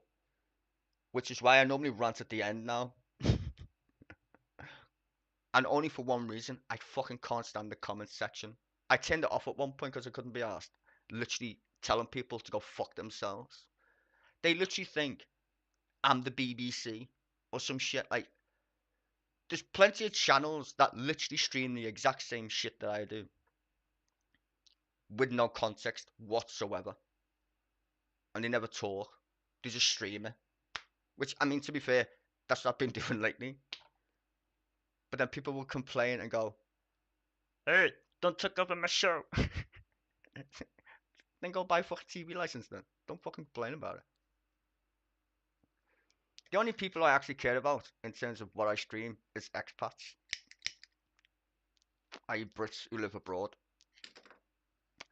Because sadly, in this fucking country, you are forced to have a TV license. By the law. Hey, give me your money. Why? Because the BBC. Fuck off. I am with the defund the BBC group. Only because I think it's stupid. Well, not only because I think it's stupid. I just think, imagine if everybody who pays the TV license still paid that tax. But what could we do with that tax? I mean, how much does the BBC make every year? A couple of billion or some shit from everybody who pays taxes. What is it, like the taxpayers license? Like, I don't know, 100 quid a year? Could be wrong. I don't know. It's a lot of fucking money anyway, right? Imagine I could give that money to, I don't know, nurses or some shit. You know, someone who actually needs it. And the BBC can do what every other fucking corporation does. Make money via advertisements. Yeah, but if we don't, you know, God, can't even believe I'm fucking saying this. If we give the BBC the monies, that means the BBC's impartial. Can I just tell you, everybody, in case you didn't notice this mad thing in the UK that happened lately? Gary Lineker, who was a Leicester supporter, and is basically been on the BBC for I think 20 years now, doing Match of the Day, basically a soccer program for all my fellow Yanks out there. He hosts a soccer program or football, and he's been doing it for like 20 years. And he criticised the government on Twitter. Oh my fucking god! The clusterfuck that ensued next was hilarious. Not the fact that the actual immigration bill is fucking retarded. No. The fact that a personality points out the fucking obvious. That the right wing of this country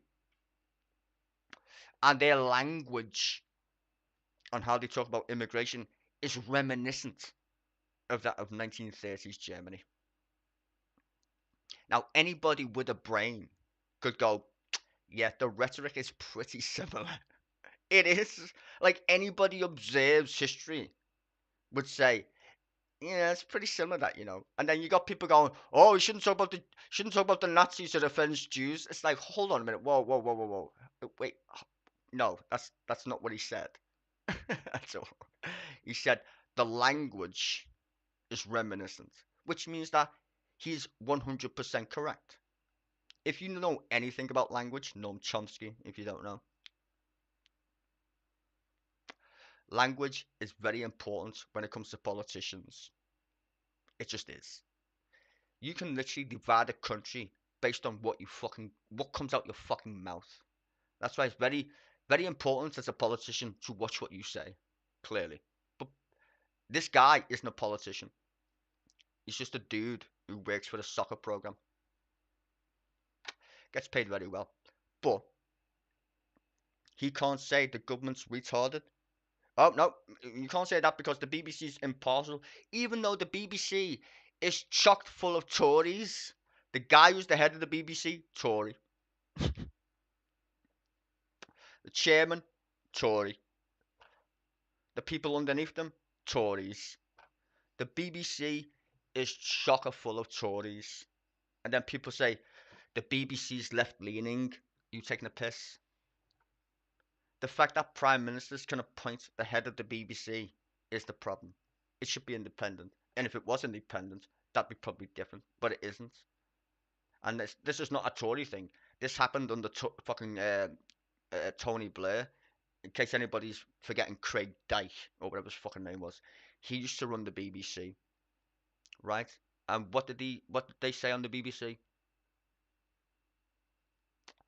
The dodgy dossier. Iraq war, basically. What happened to him? Kiboshed. He got the sack.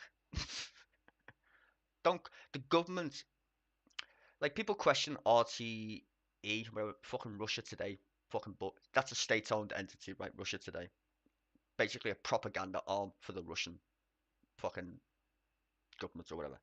The same thing happens with the BBC. Whoever's in power fills the BBC with mouthpieces, basically. Tell us, we want this agenda to the masses. And the BBC go in lockstep most of the time. But you get that odd time when the BBC literally doesn't do it. And it's quickly resolved. Very quickly resolved. I.e. you get the sack. Laura Koonsberg, Tory. Just say. Everybody knows that. Most of the people on the BBC are the same people who went to school with the very same politicians that you see on TV. And by the way, when you watch Question Time, I don't know if you know this, they get paid to be on Question Time. Paid. Imagine that. They negotiate the price of how much they want to be on TV for. politicians get paid to answer questions that they never answer. How much that? And Question Time is not even run by the BBC. It just isn't. This is mad as well. The BBC hires another company to do Question Time, but you think it's made by the BBC, and it isn't. How do I know that? Because I was flagged for the intro for Question Time about 50 fucking times. That's why I stopped streaming it, actually. When we found out who the fuck was flagging my fucking channel for Question Time, turns out it's not the BBC. It just isn't. The only program, if you're thinking, why do you never stream the beginning of Question Time? Because you get flagged by the corporation who runs Question Time, and it ain't the BBC. See, little tricks will help you understand how crazy this shit is. The other day, like literally the other day, I was streaming Politics Live. I think it was on the 13th, if I'm not mistaken. My channel got flagged because there was a clip in Politics Live that was owned by somebody else, and they flagged my entire video because they own it. How much that? They owned a clip that lasted about 5 seconds in the video of Politics Live. 5 seconds, if that. And they fucking flagged the entire video. This video is banned on YouTube. Copyright restricted. For a clip. A little tiny weeny 2-second clip. Flagged. So all the show you cannot watch apparently because of that 1 little second clip. How much that? Like, have you seen how many subscribers I have, ladies and gentlemen? 830 subscribers. I used to have about 5,000, give or take, on my other channel, right? Is that right, Rich? About 5,000, something like that. I got that channel banned because I wanted to stream a fucking documentary about the banking crisis. YouTube said, you can't stream this. Even though I make no money at all from YouTube, not a penny. You're not allowed to stream it because it belongs to somebody else, even though it's for educational purposes. Like, if you look up what I do, it's always news. Well, it's supposed to be news, right? So it's not like I make money from this shit. Unless you donate, that's a completely different story. But I don't make money. And I had well more fucking subscribers than I do now. Way more. In fact, I was the first person to literally stream Politics Live on YouTube. Me. And I got that great idea from somebody else who actually used to stream C-SPAN in the United States a long time ago. I was like, oh my god, that's actually so brilliant. I should actually do that. One, fuck the license fucking fee. And second of all, it's an interesting concept of me critiquing the news. I like politics. Maybe I should do the kind of thing. I've had about 4 YouTube channels, by the way, doing the exact same shit. And I get kiboshed all the time. But now, everybody's streaming Politics Live. It's very rare you see Question Time, though. And I know why, as I said. Because you can't show the intro. So for anybody out there who wants to stream Question Time, leave the intro out. Just completely leave it out. And just do the bit afterwards. And you'll be fine. Or you will get fucking dicked in your eyeballs by this corporation. I forgot what they're called. But fuck them as well. Useless cunts. Anywho. Waffle over, I think. Oh my god. My brain hurts. What day is it today? Is it Friday today? It is Friday, isn't it? Oh, I'm going to get drunk again. Fuck this shit. I'm going to shop. I might be back later, actually. I don't know. I think I might do a little Mad Friday sesh. Or whatever. I don't know what I do. And I normally don't do Fridays, to be honest with you. It's very rare you see me on a Friday. Very rare. Very rare indeed. Anyway, I'll shut up now. I think I'm all ranted out, I think. Yes. Anything else to say? Fuck the Tories. There we go. Yeah, fuck the Tories. If you vote Tory, literally, go down a ditch. I'm just saying. Like, seriously, you've ruined this fucking country. You horrible people. You xenophobic cunts. You've ruined the country. Don't get me started on Brexit, though, because I won't shut up about that. And by the way, if you're thinking, did you vote to leave? Yes, I did, but not because I'm a xenophobe. I just hate fascism in all of its guises. Remember this, ladies and gentlemen. Hitler was voted into power, just so you know, in a democratic Germany. He was voted into power. He didn't just suddenly appear out of thin air. People voted for that twat. And you twats vote for little mini Hitlers every time you vote for the Tories. As I said, I remember the good old days when I used to put Margaret Thatcher on a bonfire. And celebrate the fact that she was burning on it. In fact, why does anybody remember why we have no November the 5th anymore? Or do we just like to set off fireworks? I'm just saying. People have like very limited attention spans. I blame social media for that. TikTok and all that shit. People, can I just tell you, by the way, and this is actually a psychological thing. Do you know why they put likes and dislikes and clicks on social media?